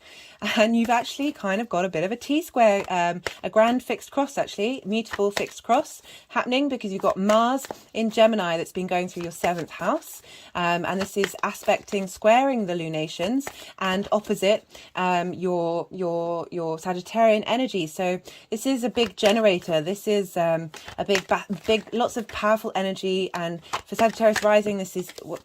Well, I'm just going to see what's going on here. I'm going to do those again. Okay, no, they want that one. So we've got like lots of intense energy for Sagittarius rising happening in what's called your 4 angular houses. This is the 1st, 4th, 7th and 10th. These are very powerful houses. These are very much linked into you and yourself, and they're kind of the most important houses. I mean, the other houses do have importance, but in terms of things turning up in the 3D, and these are the houses that are the sort of the axis, the wheel in which the rest of your life rotates around: yourself, your home, your intimate relationships, and your life passion. So we've got some really, really powerful energy happening here for you, Sag. And as I said, like, squares can bring about friction, and we've got these oppositions, which is asking you to bring things into balance, into harmony. And all of these points have fixed in the middle of the chart, which is the ether spot, is the spirit spot, is asking you to find some balance between all these areas of your life, which might be quite hard to do. But what is forged in this particular fire, in this lunation, is really going to help you moving forward, because we've got a big shift happening. Because an hour after this full moon, Saturn moves into Pisces. As I said, Pisces is in your 4th house. So you're going to have a shift of gear from Saturn being in your 3rd house, your community, how you communicate, moving into your home life. Helping you get integral in what it is that you need from your home, what it is you need from your private life. There's a lot of, this is big, powerful energy. So we have, because the moon is ruled by, in Virgo, ruled by Mercury, we look to where Mercury is, and Mercury is also in Pisces with the Sun. And this is asking you to, I just feel, wait, do they? I'm just going to pull one more card for you, Sag. We've got some very powerful energy coming through with these cards, and I just want to pull one more card. So as I was saying, you know, we look to Mercury and what's going on. I'm going to pull another card just because I'm really curious to see moving forward. Sorry, my curiosity is getting the better of me with this spread. I see good things. It's not because there's you know, don't be scared of the Tower card. Tower card's great. Tower card is and I'm not surprised, because we're dealing with a lot of squares, and the Tower card is Mars's card, so there's a lot of need for action, a lot of need for momentum. You've also I was saying look to Mercury, because it's going to be flavoring what's going on in your 10th house, being very receptive to the messages that come through, being slow and still, even though these cards don't sort of aren't really indicating that slowness, trying to find that innate intuition that you have in your home life that is going to be providing insight and wisdom into what all this very hectic, busy, motivational movement that's coming through.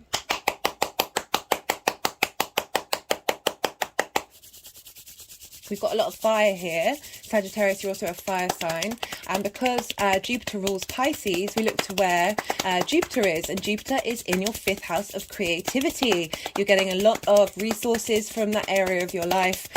Fire signs, they're the same element, so they're sharing resources. So all that creation energy, that playful energy that's coming through is not only Jupiter being there, but Venus being there, really helping provide support, wisdom, beauty, creativity, harmony.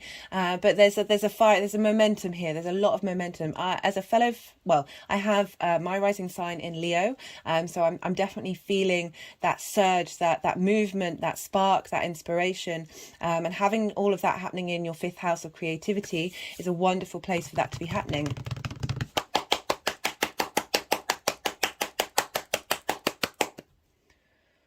Ooh. Right, I'm just going to pause and see. And you're ruled by Jupiter, Sag. Sagittarius is ruled by Jupiter. So Jupiter's going to be, you're really reaping the rewards and the benefits of the two benefics meeting together in your house of creativity. So even though it may feel like there's a lot of chaos going on, a lot of being pulled in every direction, there's good things coming out.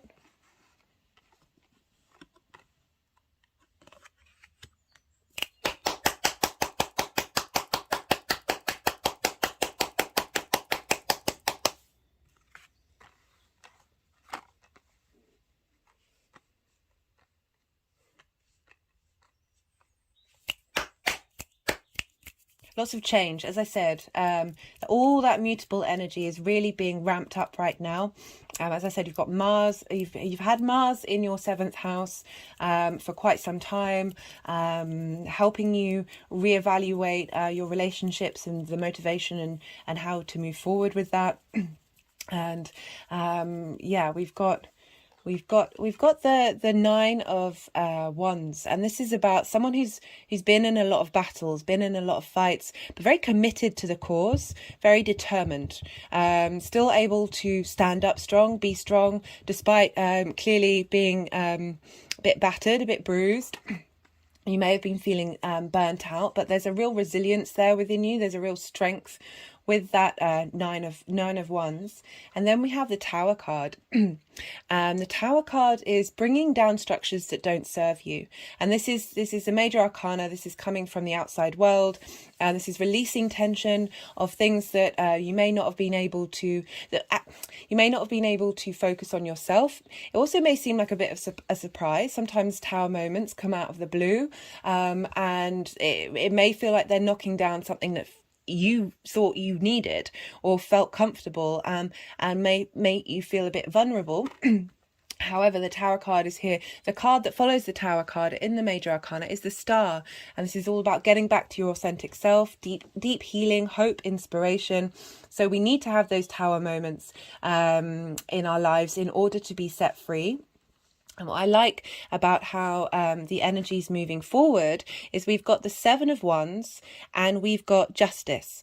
So the 7 of Wands is being on higher ground. If you can see, this figure is battling these other 6 wands, but doing so from a higher perspective, with strength and with resilience. And there's unlike the 9 where you feel a bit battered, I feel like with this Tower moment, you're then able to realize that you are on that higher ground. You have strong foundations, and you're able to put things into action, and what you're competing over, or what you're putting out into the world, has real integrity and real strengths and longevity. And that's why there might be other people trying to battle you out, because they might feel threatened by what it is that you're doing. Or it's about holding space for the fact that we live in a world that seems to think it's not abundant, and needing to be in that competition energy. But be mindful with that competition energy that you do you. And you focus on what's important to you in your life. And we have, moving forward, the Justice card. This is about bringing things into balance, where we've got a bit of chaos here, where we've got a lot of push and pull. The Justice card is giving some clarity, giving some strength. There's some compassion with justice, but it's real. It's very equity, bringing, as I said, bringing things into balance. Where you may have felt, with this Nine of Wands, quite a bit hard done by, but the fact that you're the only one fighting your own battles, or fighting things that, or defending things, and feeling, as you said, a bit, as I said, a bit worn out, a bit frustrated, a bit not feeling supported. Justice is coming along and saying you are supported, and things will come into balance, and there is truth and direction, and as I said, equity. Getting what is rightfully yours. So I'm just going to pull a card from the numerology deck. Honestly, I'm not surprised, Sag.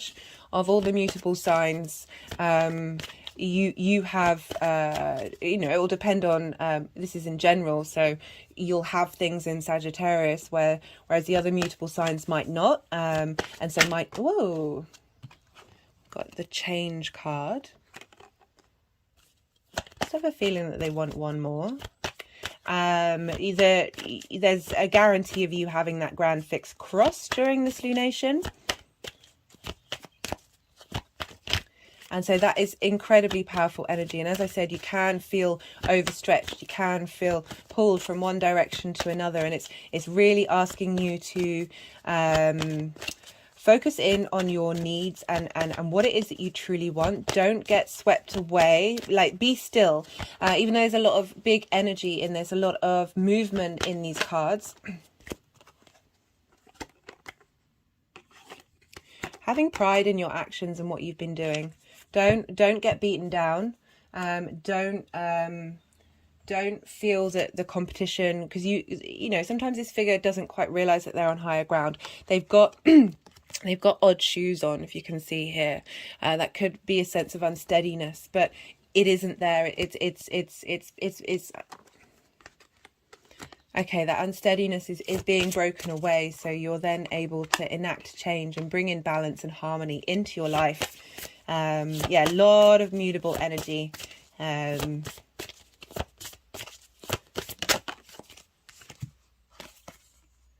Emotion, control of self.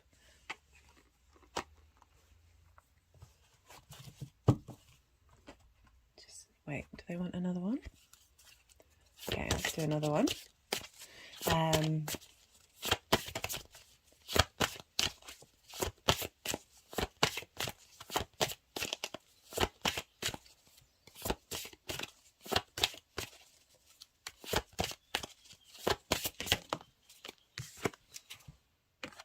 Fool, the Fool card. Voyager, journey, progress, pathways. I like this coming through, this new sense of a new journey, new space, the vitality of the Fool, of being able to move through this energy and be able to look at the outside world in a different way, be able to see the adventure again, because the nine of, the difference between the Nine of the Wands is huge. As I said, even though this person's very resilient, very steadfast in what they're doing, very much a warrior, and understanding that this is where they're at. You can get, as I said, exhausted, burnt out. The fact that the Fool is coming through is showing that there's highlighting this change that's coming up, that you're going to be able to look at your life in a different way. You're going to be, so the Fool moves through life not assigning good or bad to events, and just enjoying the adventure, enjoying, and there's a real innocence to it. There's a real sweetness to the Fool, and I really like that came through. That we did pull another card for you. So I'm just going to pull a final card from the Oracle of the Rising Sun. So those of you who don't have Sagittarius rising, if you have placements in Sagittarius, you're still going to feel this grand fixed cross. and it's still going to be very powerful energy. It just will relate to different areas of your life. But again, for Sag rising, because you've got the 1st, the 4th, the 7th and the 10th, this is powerful stuff. Yeah, this is you're in the crucible. But coming out the other side, there's a huge new lease of life, starting a new journey. We've got the innovation card. So I love that this has come up, because this is bringing back into the fact that this lunation is happening in your 10th house of life, purpose and career. This is showing that there will be, with this full energy, and bringing things into balance, that you have the space for innovation to come through, and through looking at things, as I said, looking at the world in a different way. When we start to do that, that's when the magic comes in. That's when we're able to use everything that we've learnt, and then be able to apply it in a way that's innovative to our own personal experience. Okay, Sag, I really hope that helps. Do leave a comment if anything of this resonated, and I'll be intrigued to see how this comes up and how you'll feel. Like, take care of yourself over this full moon. It is, with all this energy, yeah, I would, as I said in the introduction, this is a slow, receptive lunation, especially with that Mercury in Pisces, like really leaning into the still spaces to see what comes through, because yeah, there's a real shift and change. I really love this for you, Sag. Be well until we meet again. Sag, I completely forgot to mention Saturn will be moving into your 10th house of career. Big changes coming, big shifts, really getting you to get in line with your integrity of what it is that you need in that area of your life. I will be doing videos for that and going into more detail, so do check those out if you want a bit more guidance and help to understand how the energies are going to be at play and how you're going to be moving forward. Okay, I'll leave that with you, Sag. Sagittarius, right? Oh, sorry, Scorpio. I do apologise, Scorpio. Scorpio rising. How are you doing, Scorpio? I really hope you're well. So we have this lunation happening for you. For those of you with Scorpio rising, we have this happening in your 11th house. This is your house of groups, alliances, your big groups of friends. This is also hopes and wishes. So we have the moon being there, highlighting maybe bringing you together with people in groups and alliances, helping you reassess what it is that you need from your groups and alliances, helping bring about completion with maybe a hope or a dream that you have, and or shining a light on your unmet needs of what it is that you reassessing and reevaluating your hopes and dreams, or the kind of groups you want to be a part of. And we have the sun in Pisces in your 5th house. So your 5th house is your creation energy. This is interesting. This is creation energy. 5th house, very fertile place. Venus loves to be there. Venus isn't there anymore. She's moved on. She's in Aries. But so the 5th house is your creation energy. It's the place where you get amusement and fun. It's also linked into children. But I like to focus on the creation energy, because that can cover all things. It's that motivation that sparks you and gets you going. And it's trining your Scorpio energy. So whereas we have with the moon in Virgo, with your Scorpio energy, this is a sextile aspect. This is an aspect of Venus. So this is about bringing in harmony, creativity, pleasure, desire, connection, with your Scorpio energy. And for Scorpio rising, this is your 1st house. This is you. This is your body, your appearance. This is how your sun sign or moon sign, depending on if you've got a day or a night chart, embodies its actions in the world. This is how people can see you, and this is your house. And so we have this sextile energy bringing in a sense of harmony and ease with this lunation. It's providing inspiration, providing support, this desire to have a bit of fun, and as I said, facilitating. And we'll have with the sun in your 5th house, this is a fellow water sign, so this is a trine aspect.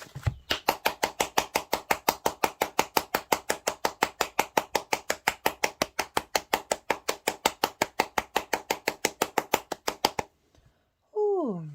So we have this trine aspect. So you've got two water signs. So they're sharing resources. There's an ease here. So we've got a sextile and a trine. A trine is two major arcana. The trine is Jupiter aspect and wants to bring wisdom, opportunities. It's also inspiration, but wanting you to integrate yourself and bring a sense of cohesion. There's, as I said, there's an ease with a sextile and a trine. So this lunation is very positive for you, Scorpio. But it's also this mutable energy helping you make changes, helping you shift and grow and evolve. Scorpio is a fixed water sign. I do recommend checking out the collective reading because you've also got the South Node there, and that is playing a part in this lunation, which I break down in more detail in the big main reading. And you have that moving through your first house, helping you refine and release that which you're comfortable with and that which you know, but being able to transform with that South Node moving through that first house of who you are, or your sun or your moon, and how you look at the world or how you emotionally respond to the world. So we have this very, very facilitating energy come through. So I feel that, we've got two major arcana here. So because the moon is in Virgo, Virgo is ruled by that's three. Virgo is ruled. Okay, they wanted all of them. Virgo is ruled by. So I'm just going to wait and see what's going on here.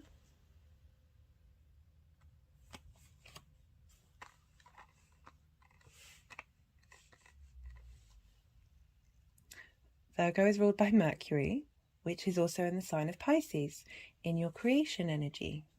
And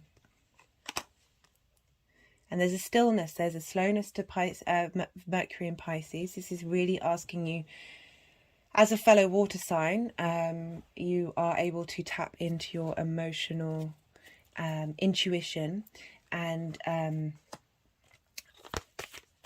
have a feeling that there's one more card that wants to come out, that you're able to be in receipt of that wisdom, be in that slowness with Mercury in Pisces, and be able to understand the messages that are being communicated, especially that creation energy. That's brilliant for helping you provide inspiration.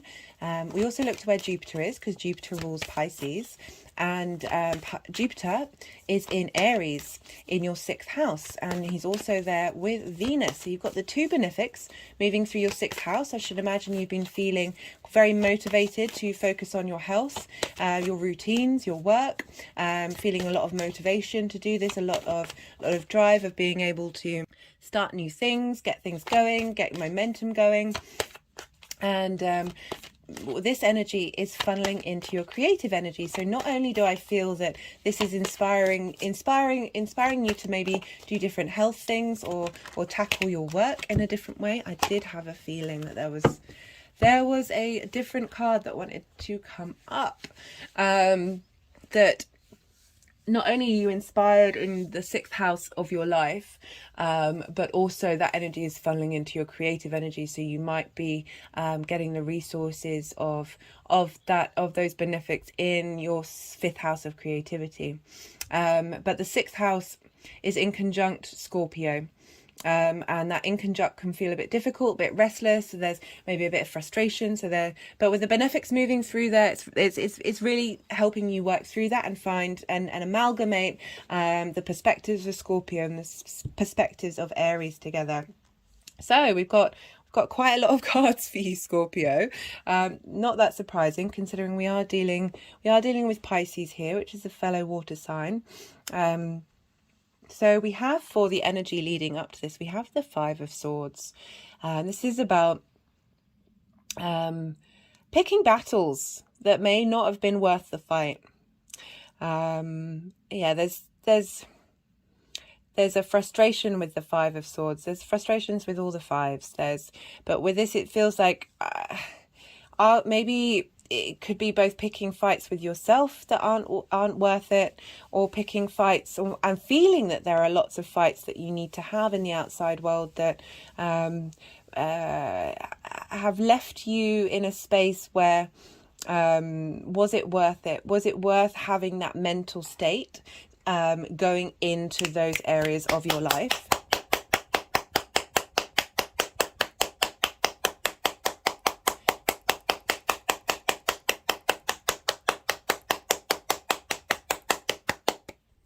Ooh, but there's a big shift happening. We've got 2 major arcana, and we've got some really positive cards come through. This card's come up quite a lot for the energy of the moon itself.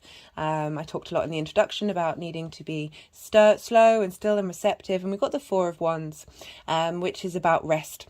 Main thing is about rest, but the second thing is, traditionally this is in a church, and that's a stained glass window, and it's about knowing that you are held in by something bigger than you, but that you are in a sanctuary. So this is really asking you to slow down. I feel like whoa,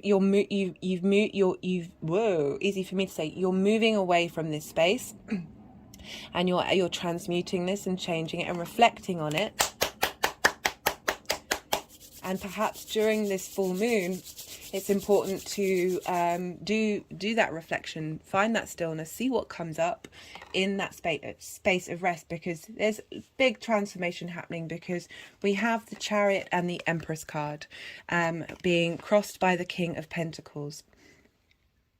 So we have the Chariot, fast moving card, being able to find balance in the storm and move through difficult times, or move through times that may have felt difficult in the past, but now you're in command. Now you have the knowledge, now you have the understanding to be able to not get distracted by all these little fights going on, whether it's with yourself or with other people, and being able to have a sense of direction in balance. And this is further backed up by the fact that we've got the Empress card, which is about fertility, it's about abundance. She's the Queen of Queens. It's really being able to enjoy living in this 3D world, in this 3D reality. I mean, that's a big change from this space, a big change that this moon is bringing that in, helping you get in touch with your hopes and dreams, the real truth of them, and be able to put focus in that direction rather than the minutiae. You know, we've got minor arcana here, and then we've got major arcana coming through that are really facilitating big change.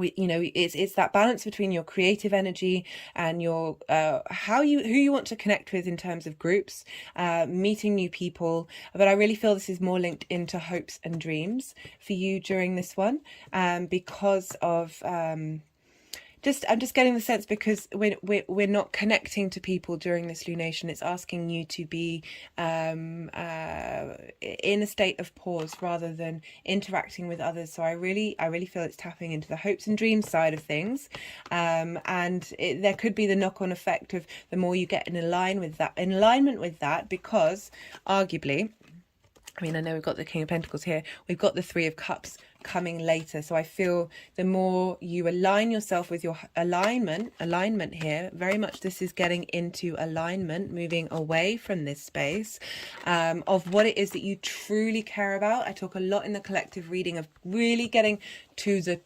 truth, as the universal truths, as much as we possibly can, and get yourself in alignment in order to bring in this abundant space. We have the King of Pentacles crossing these two cards, which means it's bringing it's highlighting this sense of authority and command of materializing things in the 3D world.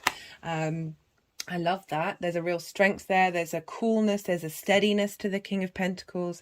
Again, very different to this Five of Swords that we've got. Very, very different of really knowing your stuff. And I like that there's this is creation energy as a fellow water sign, that of knowing that what you're doing is good, and not worrying about other people's opinions, and being very grounded in the fact that you have done what you've needed to do, and you've created your kingdom, and you're very safe in it. There's stability with the King of Pentacles. There's a real groundedness. And then for the energies moving forward, I mean, I feel this is all kind of linked in, but this was a little bonus card of being in celebration with like-minded people. So that's unifying all of the elements of the 11th house, and having some fun and enjoyment and emotion. And also this could be interpreted as celebrating yourself and the parts of who you are, and that you've been able to focus on your hopes and dreams, and you're able to then take enjoyment from it. Oh, just having an energetic release there around the sacral chakra. So I'm just going to pull a card from the First Light Tarot.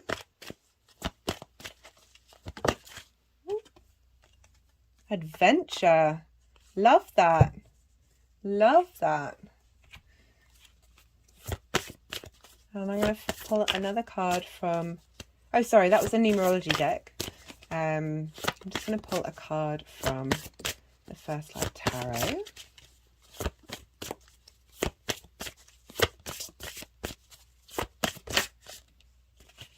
Got harmony, bridges, joy. Not surprised by that. That shift that we've got from the 5 to the Empress. I mean, that's huge. As well as the difference between the 5 and the 3. Look, this person's all alone. They may have got all these swords, but, you know, hurt a lot of people in the process, or hurt yourself in the process. And here you've got this union. Everyone is in harmony with one another. Moving from conflict to harmony. Love this. Right, I'm going to pull the final card from the Oracle of the Rising Sun.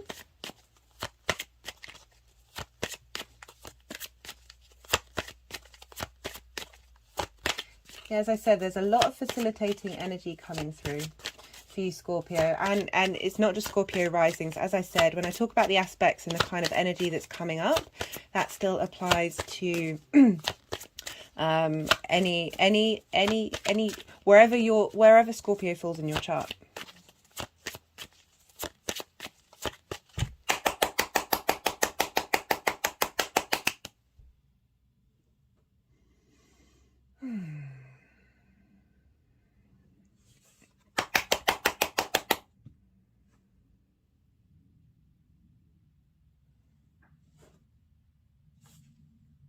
I keep sinking, like my shoulders keep moving forward and then moving back.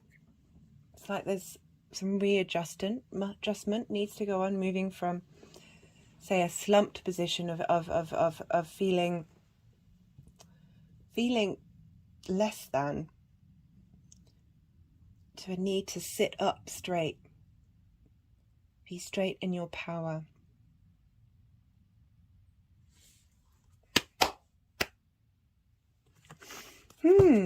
Interesting, Scorpio. Well, as a fixed sign, you've been going through it. You've still got the nodes going through your sign, and there's going to be it's either 1 or 2 more eclipse. Sorry, we've got the Quarrel card coming up. Reconfirming. That's that. And interesting, that's the Mars and Cancer card. I'm just going to pull one more card from here. Sorry, I'm enjoying doing this reading. So we've got that Quarrel card coming up, confirming. There's been some battles going on, some mental battles. You know, and linking back into that judgment space, that criticism space that I talked about a lot in the introduction and a lot in the collective reading, of really clearing that energy, because, you know, can feel good, but not in the long term. There's a stickiness to it. And while I appreciate we're here to experience all of the human experience, we're allowed to have preferences about of what it is that we actually care about. And I don't think anyone would say that they care about being in a, you know, that they want to maintain a critical state. I mean, there's a difference between critical awareness and constructive criticism. You know, there's nuances. Okay, they're not wanting a card to come out. I wanted to give you another card, but they were like, no. They've got enough. They've got enough cards. Hope you can see what's going on here. So they've just had an energetic release to that. They've wanted to stack all those cards together for you, Scorpio. That was a nice reading. I like that one. They've all been great today. I mean, not that they're not great in other ones, but oh God, you know, so sometimes I get so nervous about what I say. I don't want to isolate or offend or prioritize anyone. Yeah, we're walking a fine line at the moment. Yeah, I'm going to talk about that in another video properly. Right, Scorpio. I hope that helps. Do let me know if that resonated. Yeah, that was interesting to do. And be well until we meet again. Libra rising. How are you doing, Libra? I hope you're well.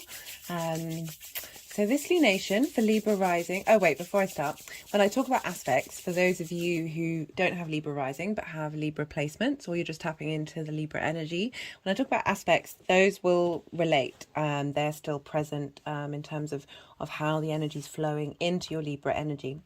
But with the Libra rising, that will be more linked into the astrology for those of you who have Libra rising. Right, Libra rising, where do you have this lunation? You have this lunation in your 12th house. You have the moon in Virgo in your 12th house.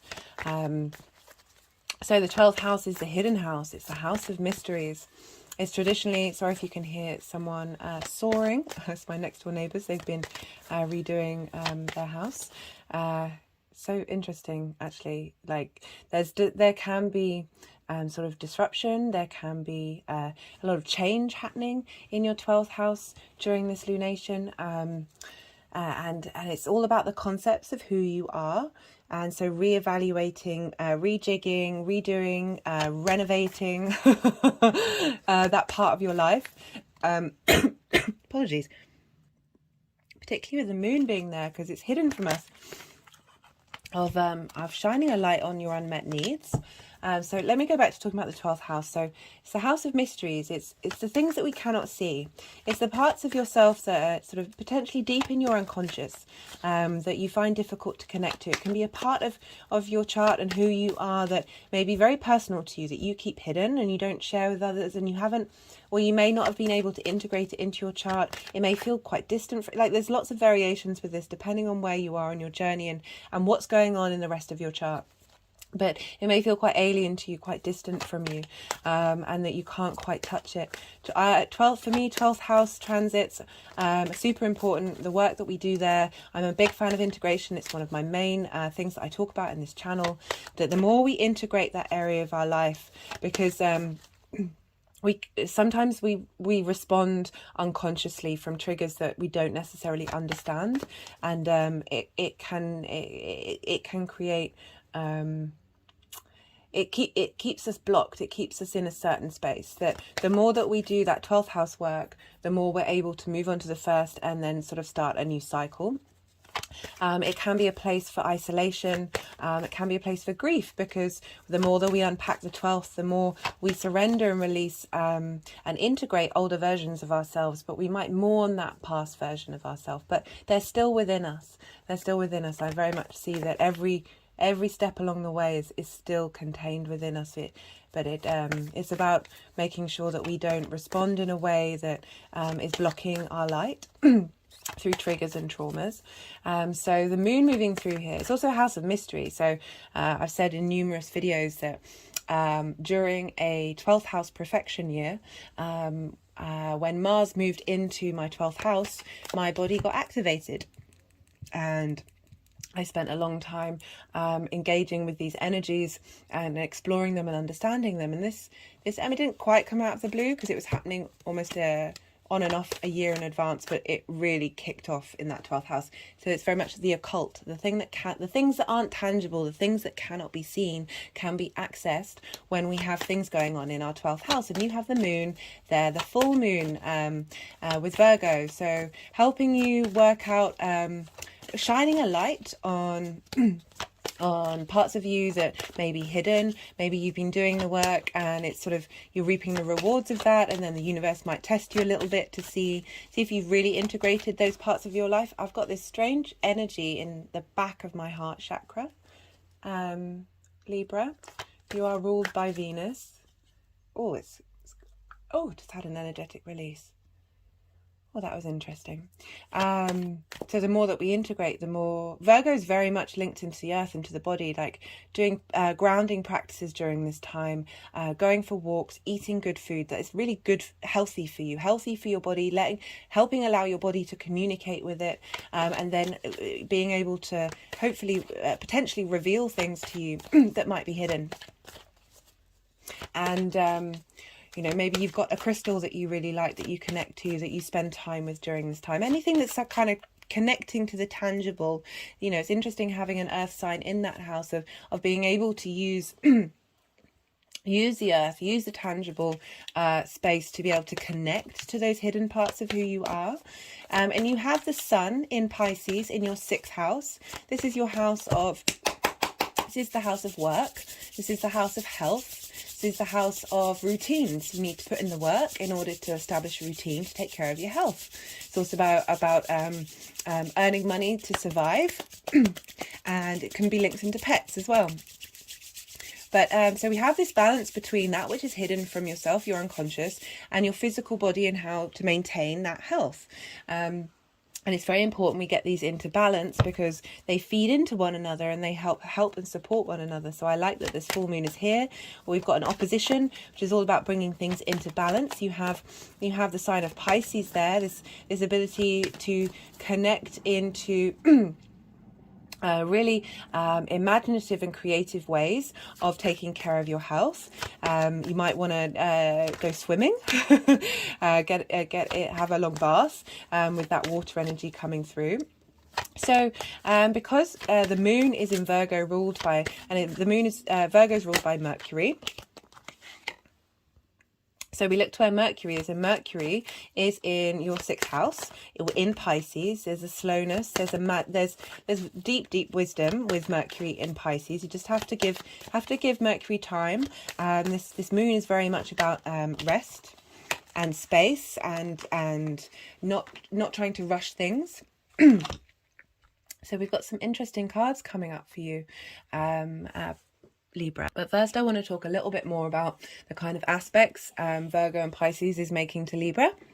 So for those of you who don't have Libra rising, you can understand what's coming through. So Virgo is what's called inverted to Libra. So they don't have a direct line of sight, so the communication isn't as clear, isn't as crisp.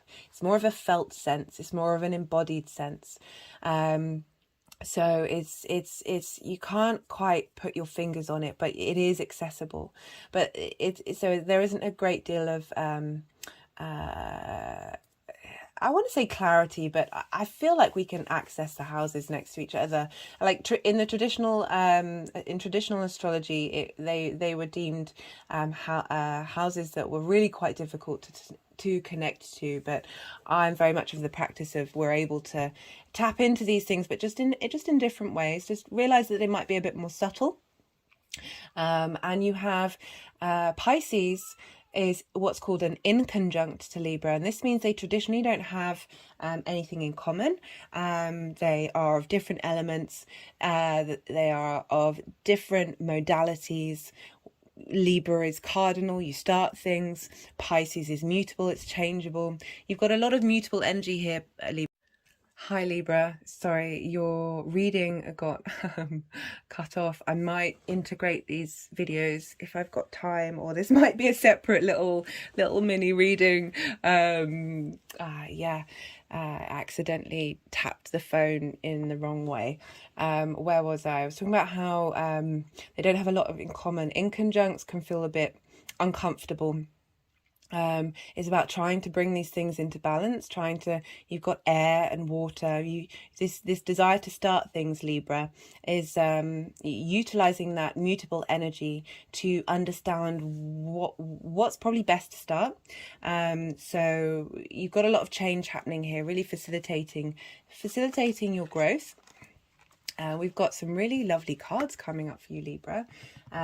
So because Pisces is ruled by Jupiter, we look to where Jupiter is in your chart, and Jupiter's in Aries in your 7th house of intimate relationships. This is an opposition between Aries and Libra, and this is needing to find balance. Jupiter's there getting you to level up your relationships or level up that Aries part of your life, provide wisdom, support, integration, cohesion. And now we've got Venus moving through there. Apologies. That's why I accidentally shut down rather than paused the video, because I had something caught in my throat, and I feel like this is linked into the fact that all this Aries energy for Libra rising moving through your 7th house is really helping you be independent and strong and forthright in your relationships, but in a leveling up kind of way. Go check out my Venus in Aries videos. Because it was very much moving from a difficult space, and I was getting a lot of court cards at the end for each sign of this sense of wisdom, this knowledge, this growth. They're really trying to help you out in that area of your life. So that energy from your intimate relationships, business, romantic, friendship is being funneled into your work house. So I've talked about this before, about how sometimes the imbalance of our one-to-one relationships affects how we take care of ourselves, which is the 6th house.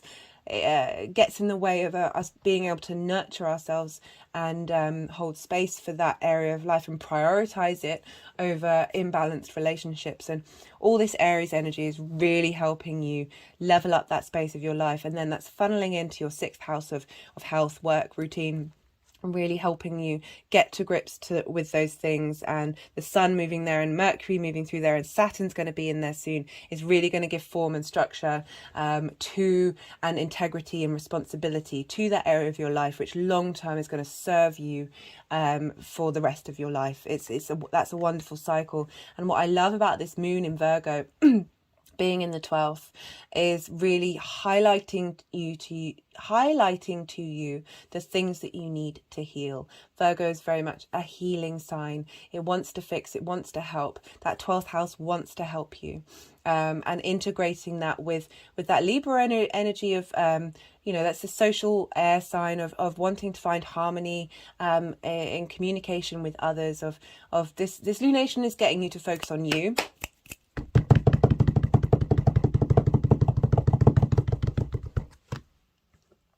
So I'm just going to see where these want to go.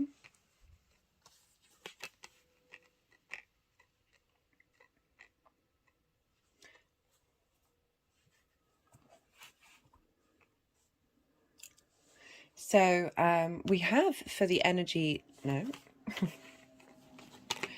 they're being feisty. Let's see.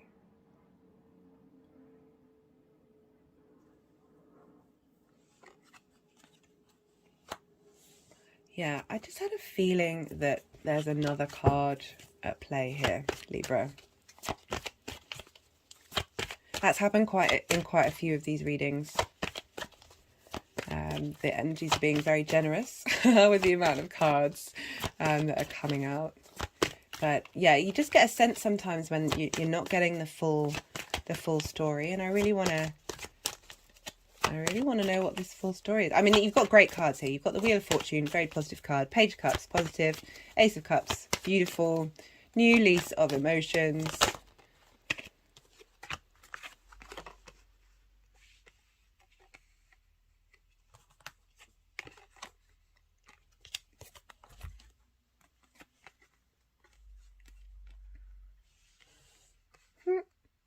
Okay, Libra. So we've got the Two of Wands. This is the need to find. This is So this person has been doing the work, and there's a restlessness to this card. There's a restlessness.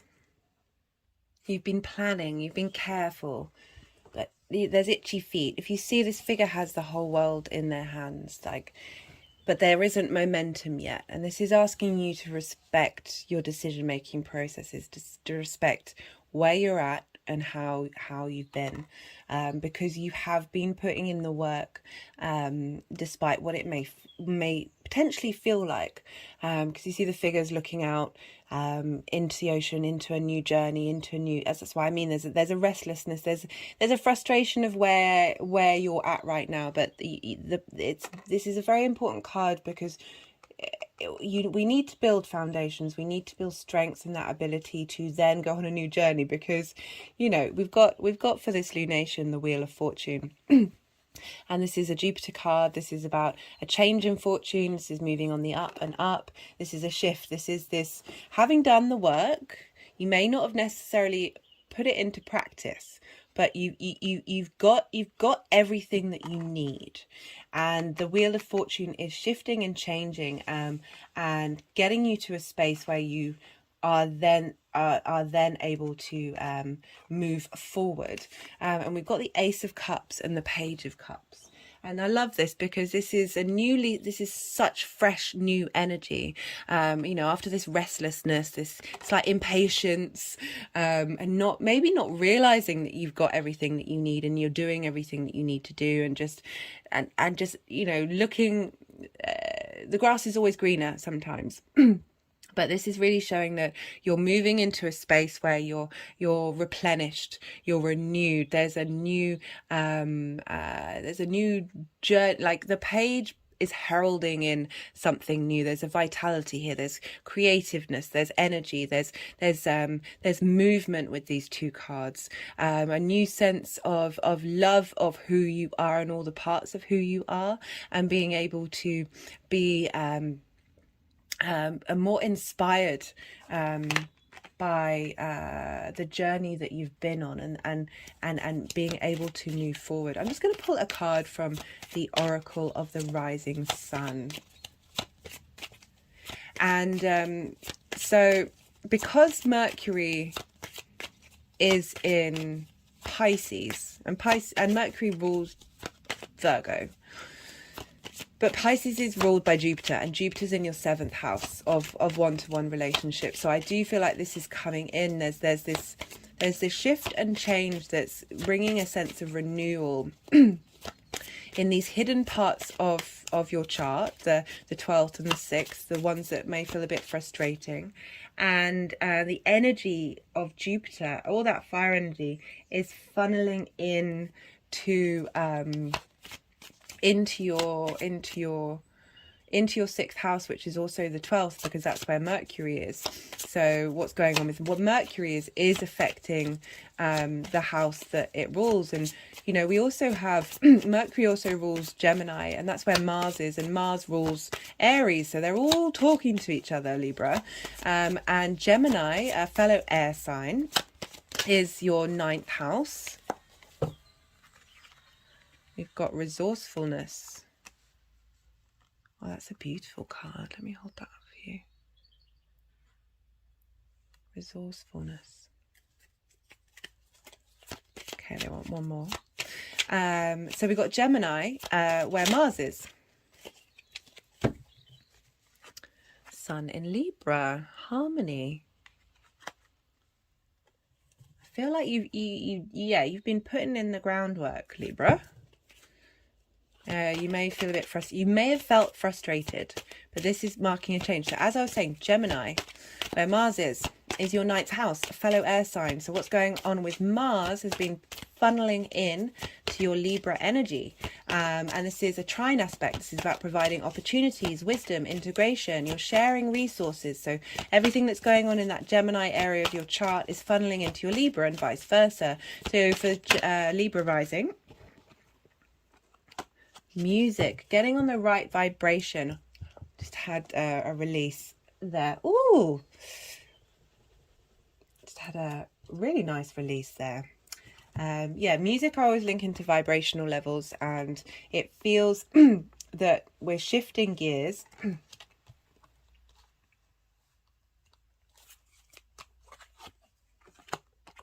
and changing the vibrational level. Ooh.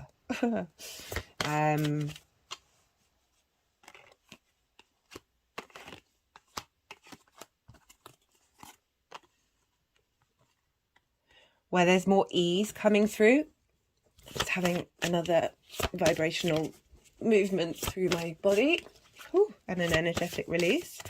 That you're, yeah, there's a shift, there's a change. You've got a major arcana. You can't avoid this energy. It's not gonna not be available for you. And yeah, as I said, that you've had Mars going through well-being, awareness. You know, we've got the 6th and the 12th coming through here, bringing those into harmony, healing, releasing this sense of stagnation. Like, this person thinks they're not moving, but they've been doing the long-term work.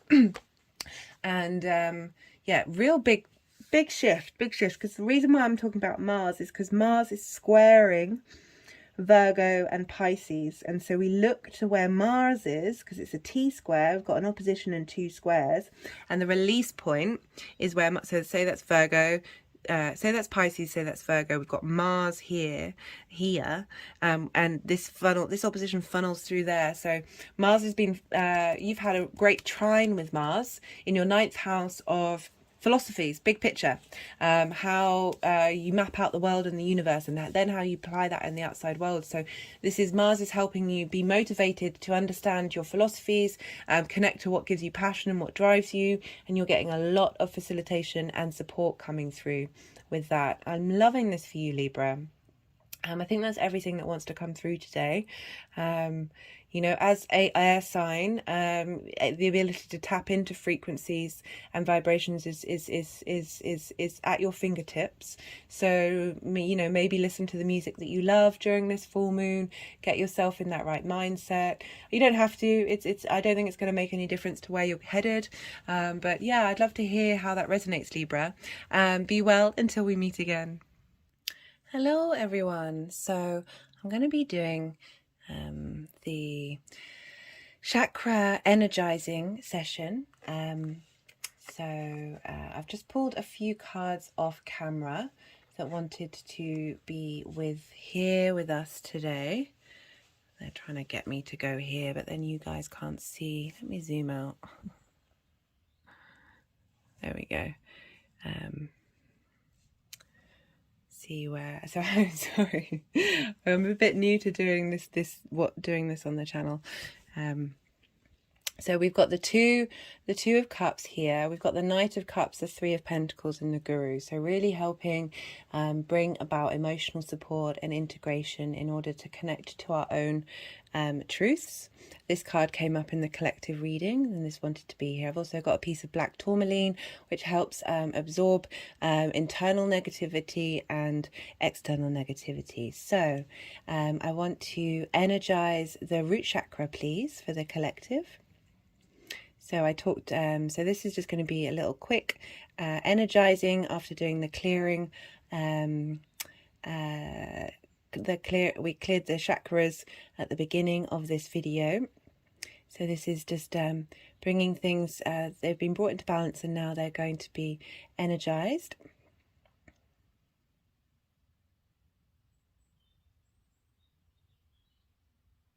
So I really like how we've got the Knight of Cups coming up, helping us defend our emotional connectivity in the body.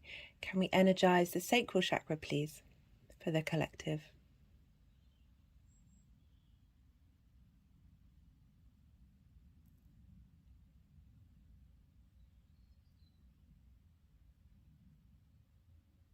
So we've got the 2 of Cups as well, which is about finding harmony and peace. Not only with others, but with ourselves and the different parts of who we are, and not judging. Can we energize the solar plexus, please, for the collective? Just having energy run up from my feet.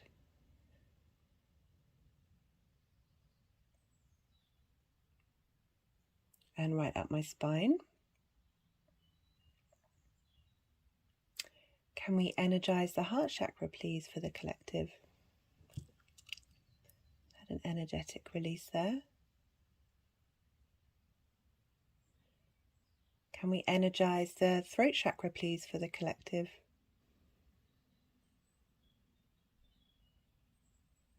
So I like the Guru card coming up of being able to be your own guru, be able to speak your own innate wisdom and truth as clearly as possible, free from layers of trauma or layers of old habits that we may have fallen into, and really move into a beautiful space.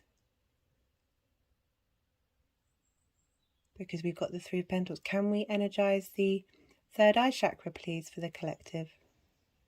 Because we've got the Three of Pentacles in the middle, which you can't quite see. I'll move it out of the way. Oh, I'm getting tinglings up the side of my throat and up to the third eye. I don't know if you can notice the difference between when we were clearing the chakras and energizing them. It's a lot smaller of a movement. And there was some big circles going on with that clearing. Can we energize the crown chakra, please, for the collective? Okay, that's the biggest movement that we've had so far. Obviously, in this crazy world, we're quite disconnected from our crown chakra, our ability to tap into the wisdom of the universe and have faith in it. As I was saying, we've got that Three of Pentacles come up, wanting to be in the middle, with the Two of Cups. Of the more that we find harmony with ourselves, the more we're able to draw in what we need from the outside world. Three of Cups is all about collaboration with people on the same level as you, in order to create something really, truly beautiful and long-lasting. I feel like there's a lot of, getting some strange shocks in my hand. I really feel that this moon is a space for this deep healing and transformation and a real shift of gears. As I said, hour later, Saturn moving into Pisces, so fresh new part of the cycle.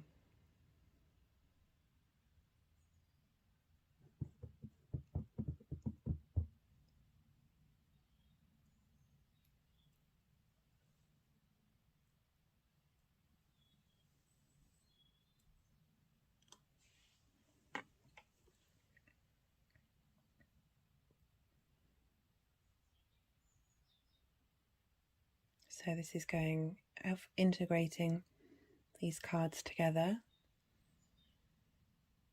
I hope you can see the movement of this. So it was just going in circles. Now it's going to the Knight of Cups.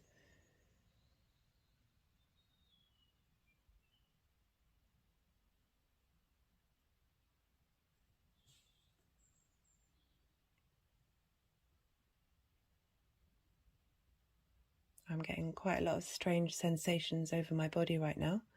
It's going to the Two of Cups. So sometimes I'll do this in my personal practice and link up energies to different altars in my room, or like what I'm doing here with the cards, of like how sometimes when they stack, the energies are called to stack on one another. Now bringing in the Guru energy, it's energy transfer, there's energy linking, it's sort of solidifying the messages that are coming through.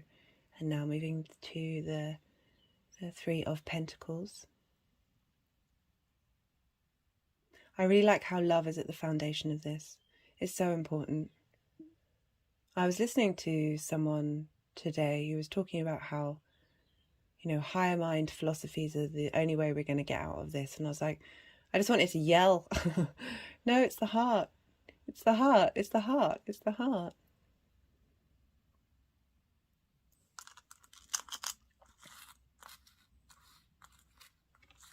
Beautiful.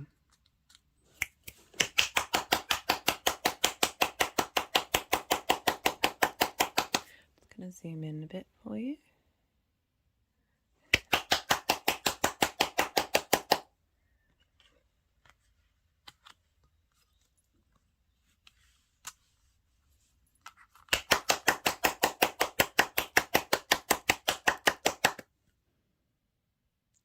All my love, guys.